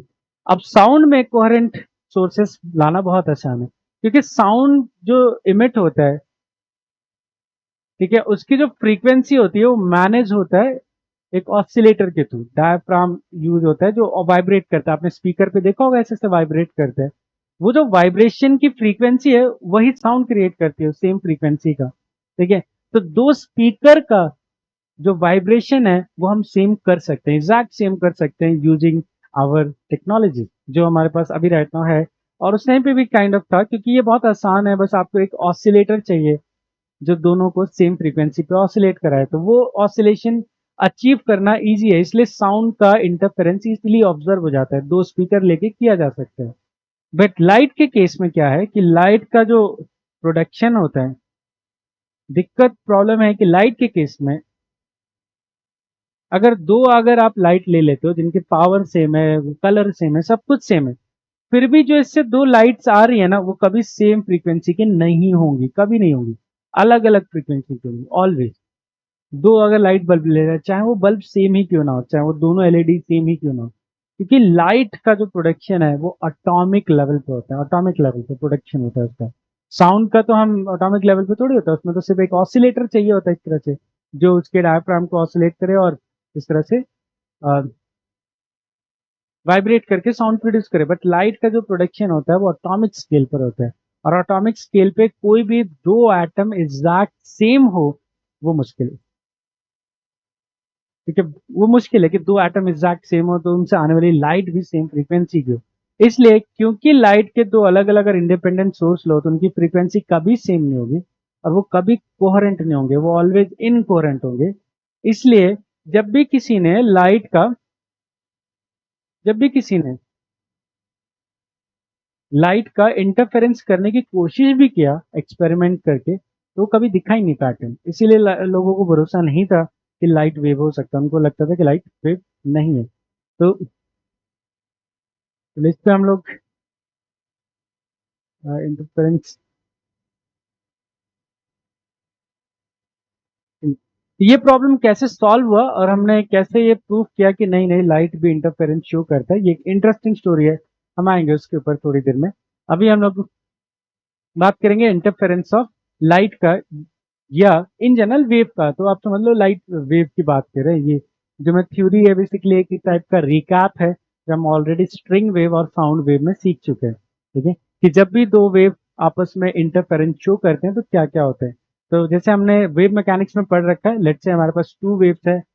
ए फर्स्ट वेव है y1 into A one sine omega T, y2 equal to A two sine omega T plus phi. ये टू वेव्स हैं हमारे पास, जहाँ पे फाइव जो है उन दोनों के बीच का फेज डिफरेंस है, फेज डिफरेंस।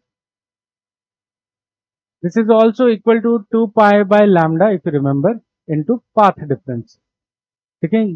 तो यहाँ से ये लिख सकते हैं, तो ये फेज डिफरेंस और ये डेल्टा एक्स जो है वो है पाथ डिफरेंस, ठीक है।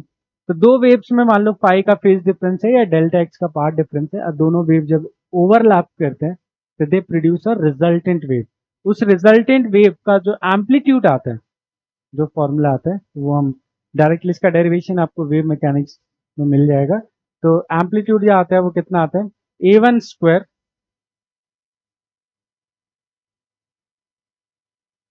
A1 square plus A2 square plus 2 A1 A2 cos phi का, और ये पूरे के टर्म का root. This is the resultant wave amplitude जो आपको याद रखना है। तो लाइट वेव में भी ऐसे ही होगा, दो लाइट वेव्स जिनकी सेम फ्रीक्वेंसी है, कोहेरेंट है, तो उनके बीच अगर फेज डिफरेंस फाई है तो दोनों के ओवरलैप होने से आपको इतना एम्पलीट्यूड मिलेगा जो रिजल्टेंट लाइट आएगी, ठीक है। बट जब भी हम लाइट का या साउंड का, दोनों के केस में जब हम बात करते हैं तो हम एम्पलीट्यूड की कम बात करते हैं, हम इंटेंसिटी की ज्यादा बात करते हैं। तो इंटेंसिटी के टर्म में समझना या विजुलाइज करना आसान होता है। हमें पता है कि दो सेम फ्रीक्वेंसी के वेव के लिए जो इंटेंसिटी होता है वो एम्पलीट्यूड के स्क्वायर के प्रोपोर्शनल होता है। इसी फॉर्मूले को हम ऐसे लिख सकते हैं, रिजल्टेंट इंटेंसिटी। ये सब चीजें आपने वेव मैकेनिक्स में पढ़ रखा है। तो रिजल्टेंट इंटेंसिटी कितना आ जाएगा, I1 plus I2 plus 2 under root I1 under root I2 cos phi. ये आपका रिजल्टेंट इंटेंसिटी है इंटरफेरेंस के बाद। तो ये सारी चीजें बेसिक आपको याद रखना है कि जब भी दो वेव्स, स्ट्रिंग हो, साउंड हो या लाइट हो, जब ओवरलैप करती हैं इन द सेम स्पेस, तो ड्यू टू द इंटरफेरेंस उनको एक रिजल्ट, हमें एक रिजल्टेंट वेव मिलता है। उस रिजल्टेंट वेव का एम्पलीट्यूड इतना होता है और इंटेंसिटी इतना होता है। इंपॉर्टेंट पॉइंट क्या है कि ये जो इंटेंसिटीज हैं वो डिपेंड करती है इस फैक्टर पे which is called phase difference. यही सारी चीजें कंट्रोल करता है कि रिजल्टेंट की जो इंटेंसिटी आएगी वो कितनी आएगी, ज्यादा आएगी, कम आएगी, बीच में, मिड में आएगी। और ये फेज डिफरेंस है वो डिपेंड करता है पाथ डिफरेंस पर। पाथ डिफरेंस जिसको हम बोलते हैं कि वेव के जो पाथ ट्रैवल किया है उस पॉइंट तक पहुंचने में उसका डिफरेंस क्या है, ठीक है, तो उसको पाथ डिफरेंस बोलते हैं। तो इस पर डिपेंड करता है। तो जितना पाथ डिफरेंस है उसके अकॉर्डिंग फेज डिफरेंस आता है और उसके अकॉर्डिंग एम्पलीट्यूड या इंटेंसिटी आता है। तो हमने इस इंटरफेरेंस को दो अलग अलग कैटेगरीज में ब्रेक भी किया है। फर्स्ट टाइप ऑफ इंटरफेरेंस को हम बोलते हैं कंस्ट्रक्टिव इंटरफेरेंस। अब कंस्ट्रक्टिव इंटरफेरेंस तब होता है जब आपकी वेव्स, मान लो ये पहली वेव है और दूसरी वेव, जब टू वेव्स के जो क्रेस्ट है वो क्रेस्ट से अलाइन कर जाए ओवरलैप करते टाइम, इंटरफेरेंस होते टाइम, और ट्रफ जो है वो ट्रफ से अलाइन हो जाए। जैसे एग्जैक्ट अगर मैंने ऐसे कर दिया, देखो दूसरी वेव जो है वो ऐसे, जब दो वेव, ये दोनों वेव इस तरह से ट्रैवल कर रही है, अगर दोनों वेव का क्रेस्ट टू क्रेस्ट मैच कर जाए, ट्रफ टू ट्रफ मैच कर जाए, ठीक है, तो ऐसे केस में जो इंटरफेरेंस होता है उसको कंस्ट्रक्टिव इंटरफेरेंस बोलते हैं। ठीक है, और इसमें स्पेशल क्या क्या चीजें होती हैं, तो जैसे यहाँ पर स्पेशल हमने चीजें लिखी है, ये तब होता है, ठीक है, यहाँ पर लिखा हुआ है, तो ये तब होता है कंस्ट्रक्टिव इंटरफेरेंस में जब आपका जो पाथ डिफरेंस है, पाथ डिफरेंस कितना होता है, एन लैम्डा के बराबर, ये याद रखें। ठीक है, जब भी इन दोनों वेव में पाथ डिफरेंस एन लैम्डा होगा उनके क्रेस्ट टू क्रेस्ट और ट्रफ टू ट्रफ अलाइन कर जाएंगे। फेज डिफरेंस जो होगा इसके कॉरेस्पॉन्डिंग क्या आएगा, टू एन पाई होना चाहिए। फेज डिफरेंस टू एन पाई होना चाहिए। टू एन पाई का मतलब आइदर जीरो हो सकता है, या मैं ऊपर बताऊं तो पाथ डिफरेंस एन लैम्डा का मतलब है या तो पाथ डिफरेंस जीरो हो सकता है, मतलब दोनों ने एग्जैक्ट सेम डिस्टेंस ट्रैवल किया, या तो दोनों के बीच पाथ डिफरेंस लैम्डा हो सकता है, टू लैम्डा हो सकता है, थ्री लैम्डा हो सकता है, एंड सो ऑन। मतलब इंटीग्रल मल्टीपल ऑफ लैम्डा होना चाहिए। और उसी के कॉरेस्पॉन्डिंग पार्ट डिफरेंस अगर देखना है तो पार्ट डिफरेंस टू एन पाई होना चाहिए। टू एन पाई का मतलब या तो जीरो हो सकता है, या तो टू पाई हो सकता है, या तो फोर पाई हो सकता है, एंड सो ऑन। इससे क्या समझ में आता है, even multiples of pi, zero के बाद जितने भी इवन मल्टीपल्स ऑफ पाई। तो अगर टू वेव्स में फेज डिफरेंस या पार्ट डिफरेंस ऐसा हुआ तो क्रेस्ट से क्रेस्ट और ट्रफ से ट्रफ अलाइन हो जाते हैं, और इस केस को हम कंस्ट्रक्टिव इंटरफेरेंस बोलते हैं। इसमें होता क्या है कि जब इस तरह के जो इंटरफेरेंस होते हैं तब इसमें एम्पलीट्यूड सबसे ज्यादा आता है। कंस्ट्रक्टिव इंटर, कंस्ट्रक्टिव समझ रहे हैं, दोनों ने एक दूसरे को और कंस्ट्रक्ट कर दिया, काइंड ऑफ, ऐसे अगर आपको याद रखना हो तो दोनों जुड़कर कंस्ट्रक्ट कर रहे हैं। तो इसमें एम्पलीट्यूड सबसे ज्यादा आता है which is A1 plus A2, और इसमें जो इंटेंसिटी आता है वो भी सबसे ज्यादा आता है जो कि under root I1 plus under root I2 का होल स्क्वायर। तो सबसे ज्यादा इंटेंसिटी इसी इंटरफेरेंस में आती है जब इस तरह का सिचुएशन है। ठीक है, ये तो आप सुपरपोजिशन लॉ से भी बता सकते हो, सबसे ज्यादा एम्पलीट्यूड जो है इसी में आएगा। दूसरा केस जिसको हम बोलते हैं डिस्ट्रक्टिव इंटरफेरेंस। अब जैसा नेम सजेस्ट कर रहा है कि इसमें दोनों वेव एक दूसरे को डिस्ट्रक्ट या कैंसल आउट करने की कोशिश करते हैं। तो वो कब होता है, जब दोनों वेव में जो ओवरलैप है वो थोड़ा डिफरेंट हो। तो ये मान लो आपकी फर्स्ट वेव थी इस तरह से, अब दूसरी वेव का क्या हो, अगर ट्रफ की जगह जहां जहां पहली वेव का ट्रफ है वहां उसका क्रेस्ट आ जाए, जहां जहां क्रेस्ट है वहां पे ट्रफ आ जाए, तो ऐसे कोई सिचुएशन होता, ऐसे देखो यहाँ पर क्रेस्ट है बट सॉरी, यहाँ पर इसका ट्रफ है तो इसका क्रेस्ट है, इसका क्रेस्ट है तो इसका ट्रफ है। इस तरह से ट्रफ, क्रेस्ट, क्रेस्ट, ट्रफ, इस तरह से। अगर इस तरह की ओवरलैपिंग हुई तो इस केस को हम डिस्ट्रक्टिव इंटरफेरेंस बोलते हैं। और इस केस में ऐसा होने के लिए क्या कंडीशंस है? तो पार्ट डिफरेंस जो है वो 2n minus plus minus 1 lambda by 2 होना चाहिए, विच मीन्स कि या तो पार्ट डिफरेंस लैम्डा बाई 2 हो सकता है या तो 3 लैम्डा बाई 2 हो सकता है। एक काम करते हैं, दोनों में से एक ही ले लेते हैं। आप चाहे तो प्लस माइनस दोनों ले सकते हो, बट हम लोग +1 या तो आपको एक पैटर्न नोटिस हो जाएगा किन किन वैल्यूज के लिए। क्या बोलेंगे इसको? Odd multiples of 5/2, sorry lambda by 2। Odd multiples of lambda by 2 होना चाहिए। या आप बोल सकते हो कि इनके बीच का फेज डिफरेंस, इसके कॉरेस्पॉन्डिंग फेज डिफरेंस क्या आएगा? 2n+1 पाई। मतलब आपका फेज डिफरेंस है पाई हो सकता है, 3 पाई हो सकता है, 5 पाई हो सकता है, एंड सो ऑन। ठीक है, इसका मतलब कि सारे जो पाई के ऑड मल्टीपल्स हैं, अगर वो फेज डिफरेंस है तो डिस्ट्रक्टिव होगा। तो हम काफी बहुत इजीली याद रख सकते हैं, सारे ऑड मल्टीपल्स पे डिस्ट्रक्टिव और इवन मल्टीपल्स पे, पाई के इवन मल्टीपल्स पे कंस्ट्रक्टिव। ठीक है, पार्ट डिफरेंस के टर्म में याद रखना है। तो सारे इंटीग्रल मल्टीपल अगर लैम्डा के हैं, 1 लैम्डा, 2 लैम्डा, 3 लैम्डा, तो कंस्ट्रक्टिव। और लैम्डा बाई 2 के ऑड मल्टीपल जितने भी है, lambda by 2, 3 lambda by 2, 5 lambda by 2, उस पर डिस्ट्रक्टिव। अब डिस्ट्रक्टिव में क्या होगा? ऑब्वियसली एक दूसरे को कैंसिल आउट कर रहे हैं, इसमें सबसे मिनिमम एम्पलीट्यूड मिलता है। सबसे minimum amplitude is A1 minus A2। अगर इसका एम्पलीट्यूड A1 है और इसका एम्पलीट्यूड A2 है तो सबसे मिनिमम एम्पलीट्यूड जो मिलेगा ओवरलैप होने के बाद A1 माइनस A2। और इसमें इंटेंसिटी भी सबसे मिनिमम आती है, which is under root I1 minus under root I2 का होल स्क्वायर। इसमें सबसे कम। तो ये दो टाइप के इंटरफेरेंस है, इसको अच्छे से समझो क्योंकि ये हमें साउंड वेव में भी काम आता है, स्ट्रिंग वेव में भी काम आता है, और लाइट वेव में। तो ये एक तीर समझो, एक तीर और तीन निशाने की तरह है। एक टॉपिक समझो इंटरफेरेंस का और तीन अलग अलग टॉपिक्स में आपको नंबर दिला सकता है। चलो कुछ पॉइंट, बेसिक पॉइंट हम लोग नोट डाउन करेंगे related to interference. Okay, interference follows laws of conservation of energy, है ना। इसमें एनर्जी ना ही डिस्ट्रॉय होती है ना ही क्रिएट होती है, सिर्फ एनर्जी डिस्ट्रीब्यूट हो जाता है मैक्सिमम और मिनिमम में। तो यहाँ पे कहीं पे भी डिस्ट्रक्टिव का मतलब ये नहीं कि एनर्जी गायब हो रही है, ठीक है, वो जस्ट रीडिस्ट्रीब्यूट हो जाता है throughout the pattern. Average intensity जो आता है वो हम ऐसे लिख सकते हैं, I max plus I min divided by 2। तो आपको जैसे हमने बताया कि आई मैक्स कंस्ट्रक्टिव इंटरफेरेंस के टाइम पर आई मैक्स कितना आता है? Under root I1 minus under root I2 का होल स्क्वायर। और डिस्ट्रक्टिव इंटरफेरेंस के टाइम पे मिनिमम आता है, कितना आता है? अंडर रूट, सॉरी ये प्लस है ये माइनस, ठीक है। ये मैक्सिमम मिनिमम हमारी इंटेंसिटी है डिपेंडिंग ऑन किस टाइप का इंटरफेरेंस है। तो एवरेज निकालना हो तो मैक्सिमम मिनिमम बाई 2 कर सकते हो। और इंटेंसिटी आगे चल के जब मैं आपको YDSC बताऊंगा तो वहां पे आपको दिखेगा कि इंटेंसिटी जो होती है विथ ऑफ स्लिट पे डिपेंड करती है, which is a important point.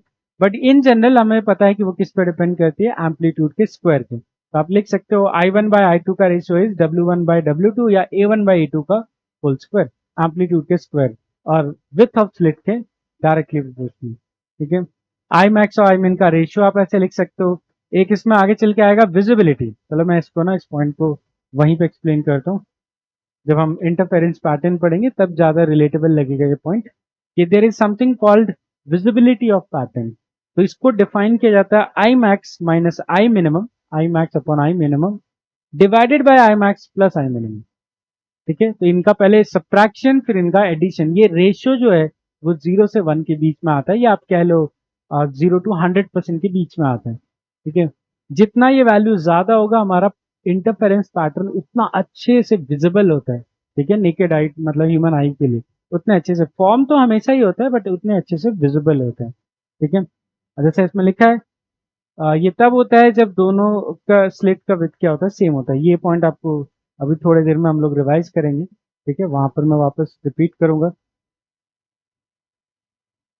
चलो कुछ क्वेश्चंस कर लेते हैं रिलेटेड टू दिस इंटरफेरेंस। तो to coherent monochromatic light intensity आपको दे रखा है 4i 9i super impose difference between the maxima and minima intensity. Difference निकाल लें, बहुत इजी। शुरू करते हैं मैक्सिमा से।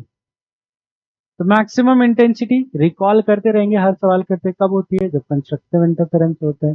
कंस्ट्रक्टिव इंटरफेरेंस कब होता है, जब पार्ट डिफरेंस एन लैम्डा होता है या तो फेज डिफरेंस 2n पाई। हर क्वेश्चन में रिपीट करेंगे, हमें ये भूलना ही नहीं है कभी ये पॉइंट। तो under root i1 plus under root i2 का होल स्क्वायर, इसमें वैल्यूज पुट कर देते हैं, ऊपर आपको दिख रहा है। तो ये इसी साल का आया हुआ क्वेश्चन है 25 का। तो 4i प्लस 9i तो होल स्क्वायर। तो ये कितना आ जाएगा, 2 under root I plus 3 under root I का होल स्क्वायर। ये क्या आ गया 25 आई। तो मैक्सिमम जो है वो 25 आई हो सकता है, ठीक है, दोनों के ओवरलैप से। और minimum minimum under root 4i minus under root 9i का होल स्क्वायर। इससे मुझे दिख रहा है कि ये 3 माइनस 2 आएगा तो सिर्फ अंडर रूट आई आ जाएगा, स्क्वायर करेंगे तो ये आ जाएगा आई। देख रहे हो, मिनिमम इंटेंसिटी जो होगा वो आई आएगा। एक चीज आप नोटिस करोगे, मिनिमम जीरो नहीं आएगा यहाँ पर। जो लाइट की इंटेंसिटी है जो इंटरफेरेंस होने के बाद वेरी करेगा वो जीरो से नहीं होगा, वो आई से लेकर 25 आई के बीच में कुछ भी हो सकता है, डिपेंडिंग ऑन फेज डिफरेंस। यही कंट्रोल करता है इंटेंसिटीज को, जो नेट इंटेंसिटी है। तो या तो कंस्ट्रक्टिव हुआ तो 25, डिस्ट्रक्टिव हुआ तो आई, और दोनों में से अगर कुछ भी नहीं हुआ तो बीच में कोई आंसर आ जाएगा। इसमें चाहे तो हम विजिबिलिटी भी कैलकुलेट करें, मैं जस्ट आपको दिखा रहा हूँ कि विजिबिलिटी कैसे कैलकुलेट करते हैं, इसका सेंस थोड़ा सा बाद में आपको समझ में आएगा। तो I max minimum, I minimum divided by I max plus I minimum, ये आ जाएगा 24 डिवाइडेड बाई 26। इसको 100 से मल्टीप्लाई कर दोगे परसेंटेज में आ जाएगा। दिस इज योर अप्रॉक्स, जो कह सकते हैं विजिबिलिटी है कि अप्रॉक्स वैल्यू अगर हम कैलकुलेट करें तो 25 आप इसको 100 से मल्टीप्लाई करोगे to convert this into percentage. तो अगर इसको 100 से मल्टीप्लाई करें तो ये अप्रॉक्सीमेटली 92% के आसपास आ जाए, ठीक है। तो हम बोलेंगे कि इस केस में अगर जो लाइट का सुपरपोजिशन हो रहा है और उसकी वजह से जो पैटर्न बन के आएगा वो 92% विजिबिलिटी रखेगा। सबसे बेस्ट होता है 100%, ठीक है। तो इससे भी ज्यादा किया जा सकता है, ठीक है। चलो और भी हमारे पास क्वेश्चन है यहाँ पर।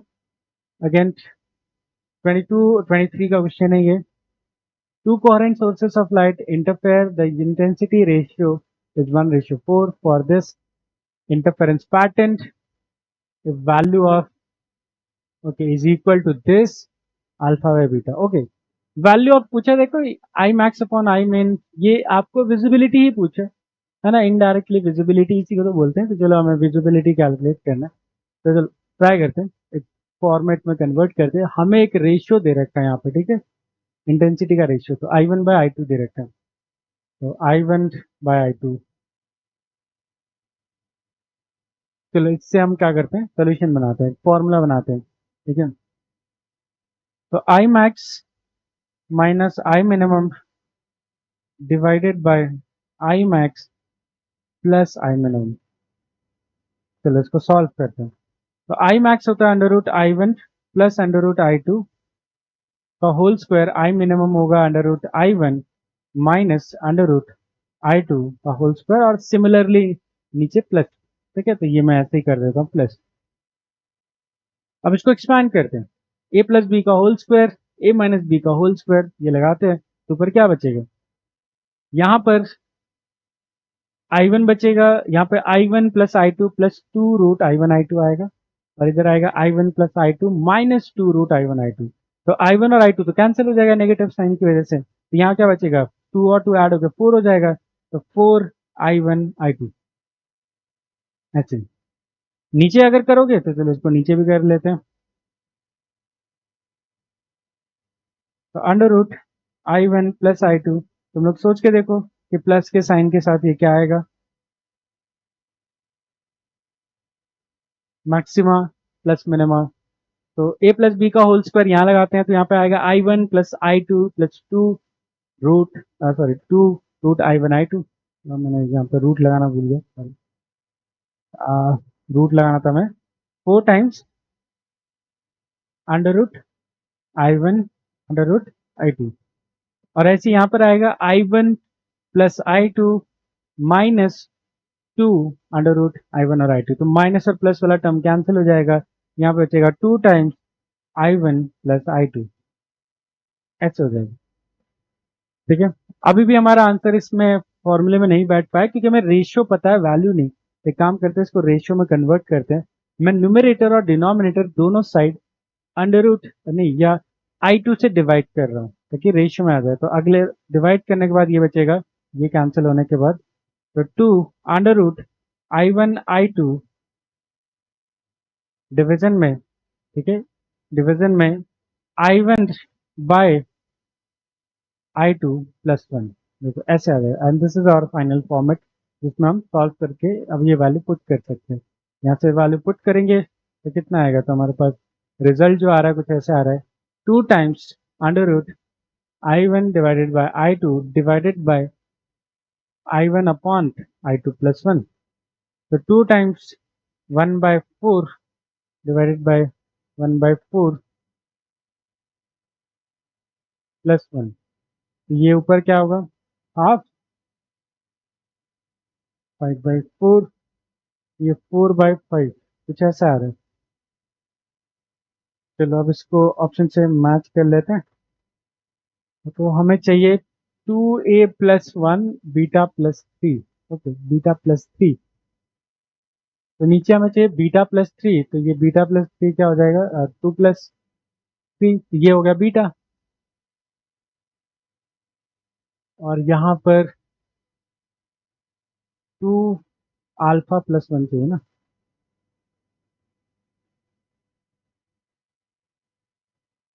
2 अल्फा प्लस 1। तो अल्फा यहाँ पर क्या ले,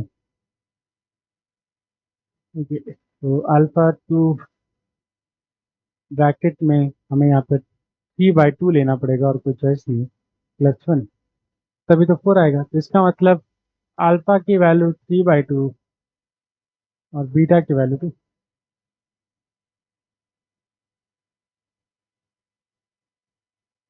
तो अल्फा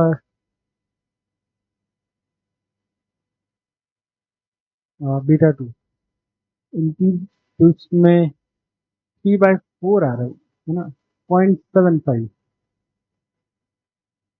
तो हमारे पास ऑप्शन में 0.5 है, कहीं तो कुछ गड़बड़ हुई। तो 1 मिनट मैं इसको चेक कर लेता हूँ। तुम भी देखो, कहाँ पर ध्रुवी है, 1/4 रेशियो लिया हमने।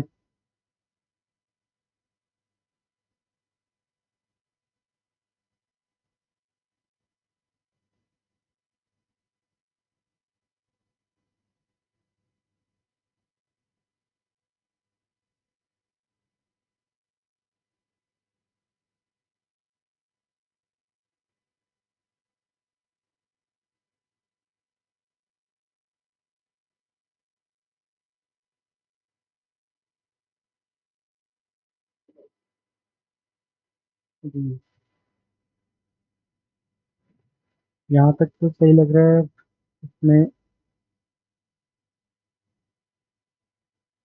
ओके, एक गलती हो गई, ये विजिबिलिटी नहीं है, मैं इसको विजिबिलिटी मान लिया। यहाँ ऊपर प्लस है, नीचे माइनस है, और हमने ऊपर माइनस ले लिया और नीचे, ये ठीक करना पड़ेगा।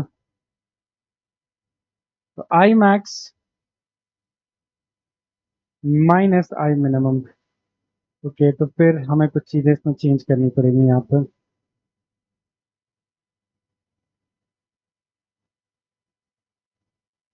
इसकी वजह से गड़बड़ हो रहा था, यहाँ प्लस लेना है, यहाँ माइनस लेना है। तो फिर ये वो विजिबिलिटी वाला फैक्टर नहीं है, ये ये रैंडम फैक्टर, इसकी वजह से जस्ट उल्टा आ जाएगा। ऊपर जो है प्लस आ रहा है तो इसमें 2 वाला फैक्टर, जो 2ab वाला फैक्टर है वो कैंसिल आउट हो जाएगा, ऊपर बचेगा 2 times of i1 plus i2 divided bye और नीचे बचेगा 2ab वाला फैक्टर बच जाएगा, तो 4 √I1I2। अब इसको हम डिवाइड करते हैं, ठीक है। तो अब इसको हम डिवाइड करेंगे दोनों साइड,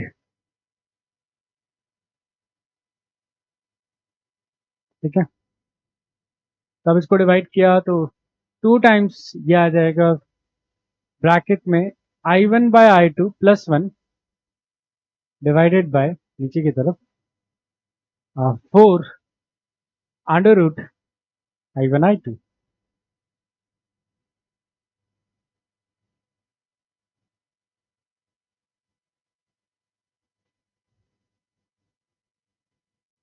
ठीक है, तो इसमें वैल्यूज पुट करते हैं। अब हमारा ये तो 2 से चला ही जाएगा, तो 1/2 तो आगे है ही, ये आ जाएगा हाफ 1/4, क्योंकि I1/I2 1/4 +1 डिवाइडेड बाय 2 टाइम्स √1/4। देखो तो इससे क्या आ जाएगा, ऊपर 5/4 हो जाएगा, नीचे 1 हो जाएगा, तो ये तो 5/, तो ये कितना हो गया 5/4। तो मतलब इसको अगर अरेंज करो अल्फा बीटा के केस में, तो ये हो जाएगा 2 × 2 + 1, और नीचे क्या हो जाएगा, इधर चाहिए बीटा +3 ना, तो 1 प्लस बीटा या 1 + 3, है ना, इस तरह से। तो हमारे पास जो फाइनल आंसर आ रहा है, अल्फा की वैल्यू 2, बीटा की वैल्यू, तो ये 2/1 आपका आंसर, ठीक है। तो एक छोटा सा मिस्टेक, उसका ध्यान रख लें, यहाँ पर प्लस ऊपर है, ऊपर लेके चलें। चल, ये लास्ट क्वेश्चन करते हैं इस पर, इंटरफेरेंस पर, ठीक है। तो ये सेम क्वेश्चन अभी तो यहाँ पर साउंड के फॉर्म में, बट ये सेम क्वेश्चन लाइट के फॉर्म में भी आ सकता है। इस क्वेश्चन को हम लोग करेंगे, ठीक है। चलो क्वेश्चन को एक बार रीड आउट कर लेते हैं। तो 2 कोहेरेंट सोर्सेस पहले ही मेंशन कर दिया, सेम इनका फेज डिफरेंस टाइम के साथ वेरी नहीं हो रहा, S1 and S2 produce sound wave of the same wavelength lambda. तो लैम्डा दे रखा है, that's a good point, we have lambda of the waves, दोनों सेम वेवलेंथ इमिट कर रहे हैं, दोनों इन फेज है, ध्यान रखना दोनों इन फेज है, तो इनमें इनिशियल कोई फेज डिफरेंस नहीं है, ठीक है। तो जो भी फेज डिफरेंस आएगा वो पार्ट डिफरेंस की वजह से आएगा, कोई इनिशियली इनमें आपस में कोई फेज डिफरेंस नहीं है, दोनों सोर्स जो है वो एग्जैक्टली आइडेंटिकल है। तो बस जो भी फेज डिफरेंस इनमें आ सकता है वो आ सकता है ड्यू टू पार्ट डिफरेंस, जो भी अलग अलग डिस्टेंस ट्रैवल करेंगे। अब क्या क्या बोला है, a listener located at L, तो यहाँ रहा L directly in front of intensity is minimum. Okay, तो यहाँ एल पर इसको मिनिमम सुनाई दे रहा है, तो मैं इसको मार्क कर लूंगा, उसको यहाँ मिनिमम सुनाई दे रहा है, मतलब इंटेंसिटी सबसे लोवेस्ट है, जिसको हम डिस्ट्रक्टिव बोलते हैं। तो इससे हिंट मिलता है यहाँ डिस्ट्रक्टिव इंटरफेरेंस हो रहा है, ठीक है। When it is 2 meter away, the listener moves away S1, keeping his distance S2 fixed. The adjacent maxima intensity is observed when the listener is at distance D from S1। Okay, तो यहां पर उसको maxima मिल रहा है, तो maxima मिलने का मतलब कि यहां पर उस कंस्ट्रक्टिव इंटरफेरेंस हो रहा होगा, और अगर ऐसा है तो डी पूछा है कितना होगा। ओके, नाइस क्वेश्चन, काफी अच्छी क्लैरिटी बिल्ड करेगा अगर आप ये क्वेश्चन करोगे। नॉट टू मेंशन ये एक तीर दो निशाने की तरह साउंड में भी काम आता है, लाइट में भी काम आता है, दोनों चैप्टर में यूज में आते हैं, ठीक है। चलो सॉल्व करते हैं। तो फॉर इसको हम कुछ नेमिंग दे देते हैं ना, इसको मैंने ए पॉइंट नाम दे दिया, इसको बी पॉइंट नाम दे दिया, ठीक है। तो दोनों को अलग अलग हम ऑब्जर्व करेंगे। तो at point, at point A, ठीक है, एट पॉइंट ए देखोगे मिनिमा के लिए पार्ट डिफरेंस जो होना चाहिए वो क्या होना चाहिए, मैं ऐसे लिखूंगा ऑड, है ना, ऑड मल्टीपल, या तुम पूरा लिखना चाहते हैं 2n+1 λ/2, ठीक है, 2n+1 λ/2 है। अब वी डोंट नो कि n की वैल्यू क्या है, तो वी हैव नो आइडिया कि n की वैल्यू राइट नाउ क्या है, बस हमें पता है कि कुछ ऑड मल्टीपल है। एक काम करते हैं, क्या इसको थोड़ा सा और स्मॉल में लिख कर हम ऐसे लिखते हैं n λ/2, जहां पे मैं याद रखूंगा कि n जो है वो ऑड नंबर है, ऑड नंबर, ये याद रखना, लाइक 1 3 5 7 इस तरह का कुछ है, वी डोंट नो कि क्या नंबर है वो, ठीक है। और ये और इस पॉइंट पर अब देखोगे पार्ट डिफरेंस कितना होगा, तो पार्ट डिफरेंस निकालते हैं, तो दोनों वेव्स को ट्रैक करते हैं। देखो S2 से जो वेव आएगी वो इतना डिस्टेंस ट्रेवल करेगी, कितना 2 मीटर, और जो S1 से वेव आएगी वो इतना डिस्टेंस ट्रैवल करेगी। तो ये दोनों लेंथ निकालते हैं, ये तो 2 है, ये 1.5 है, तो ये वाली डिस्टेंस कितनी हो जाएगी? 2 का स्क्वायर, पाइथागोरस लगाएंगे, 1.5 का स्क्वायर, ठीक है, दोनों को ऐड कर देंगे तो ये आई थिंक 2.5 आ जाएगा, चेक कर लेते हैं। ये आ जाएगा √4 प्लस 9/4, तो 16 प्लस 9 5 डिवाइडेड बाई 2, तो ये कितना हो गया 2.5 मीटर। अब मैं पार्ट डिफरेंस पूछूं, ए पे पार्ट डिफरेंस कितना होगा? तो ज्यादा वेव किस डिस्टेंस ने ट्रैवल किया? S1 वाली ने। तो S1 वाली ने 2.5 डिस्टेंस ट्रैवल किया, S2 वाली ने 2 ट्रैवल किया, तो इसमें पार्ट डिफरेंस कितना हो गया? तो पार्ट डिफरेंस हुआ 2.5 माइनस 2, है ना। पार्ट डिफरेंस ऐसे लिखेंगे, इस वाली वेव ने 2.5, इस वाली वेव ने 2, equal to n lambda by 2। ध्यान रखिए n ऑड नंबर है। अभी हमारे पास यहाँ पे जो रिजल्ट आ रहा है 0.5, यहाँ से n लैम्डा का जो आंसर आ रहा है वो 1 आ रहा है, ठीक है, 2 उधर मल्टीप्लाई करके। अभी हम देखते हैं, अब हमें n और लैम्डा, और इसमें लैम्डा तो हमें पता ही है ना, हाँ लैम्डा तो पता ही है 1, तो इससे आगे ना n की वैल्यू कितनी आई? 1, तो पता चल गया 1 आ गई, चलो n का आंसर आ गया। अब हम आगे निकालते हैं, d के लिए सॉल्व करते हैं। तो इसका मतलब कि n की वैल्यू अगर यहाँ 1 है तो यहाँ path difference basically lambda by 2 है, ठीक है। तो लैम्डा बाई 2 के जो बाद नेक्स्ट मैक्सिमा आएगा उसके बारे में सोचना है, तो इसके लिए करेंगे। तो देखो एट पॉइंट, हम लिखेंगे एट पॉइंट बी, बी ना, बी मैक्सिमा बन रहा है, तो मैक्सिमा के लिए पार्ट डिफरेंस जो होगा वो कितना होता है? N lambda, just N lambda, जहाँ पे एन जो होता है वो 0 1 2 कुछ भी हो सकता है। हमें सोचना अब एन क्या लेना है, तो बहुत इजी है इसको सोचना। आपको ही बोला है ना कि मिनिमम सुनने के बाद ये इसका नेक्स्ट एडजेसेंट मैक्सिमम है, तो मिनिमम कितने पे आ रहा है? लैम्डा बाई 2 पे आ रहा है, क्योंकि एन की वैल्यू हमने फिगर आउट कर लिया लैम्डा बाई 2। तो हम सोचेंगे लैम्डा बाई 2 के बाद नेक्स्ट वैल्यू कौन सी आएगी जिसमें मैक्सिमा आएगा? तो बहुत ईजी है, वो तो आप फिगर आउट कर सकते हैं। जीरो, देखो ऐसे 0 lambda by 2, lambda, lambda by 3 lambda by 2, फिर 2 लैम्डा, सो ऑन, ऐसे ही जाते हैं। अब देखो इसमें maxima minima, maxima minima, maxima minima, तो अगर हमारे पास ये वाला मिनिमा है तो नेक्स्ट कौन से वैल्यू पे मैक्सिमा मिलेगा? लैम्डा पे। इसका मतलब यहां पर भी डेल्टा एक्स की वैल्यू क्या लेंगे? लैम्डा, उस पोजीशन पे। और डेल्टा एक्स कितना है देख लेते हैं, पार्ट डिफरेंस। देखो पार्ट डिफरेंस है, देखो S2 वाली जो वेव है उसने कितना डिस्टेंस ट्रेवल किया? 2 मीटर। और S1 वाली वेव कितना डिस्टेंस ट्रेवल कर रही है? d metre. तो पार्ट डिफरेंस कितना हुआ?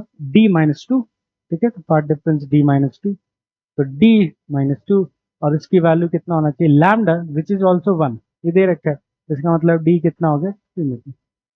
इस तरह से आप सॉल्व कर सकते हो पार्ट डिफरेंस रिलेटेड जो क्वेश्चन है। और बहुत सारे क्वेश्चन आपको लाइट और साउंड दोनों में मिलेंगे। वेरी इंपॉर्टेंट कंसेप्ट है, but very not very difficult to process this और एग्जीक्यूट दिस, ठीक है। तो आपको बस मैक्सिमम मिनिमा की नॉलेज तो रहती चाहिए। चलो नेक्स्ट वीडियो में हम इस चीज को कंटिन्यू करेंगे, और हम नेक्स्ट वीडियो में समझेंगे कि कैसे यंग्स ने, थॉमस यंग्स ने कोहेरेंट सोर्स अचीव किया था लाइट में, और कैसे उन्होंने प्रूव किया कि लाइट एक्चुअली क्या है? एक वेव है। इसके बारे में हम नेक्स्ट क्लास में रिविजन करेंगे। Thank you everyone for joining us today.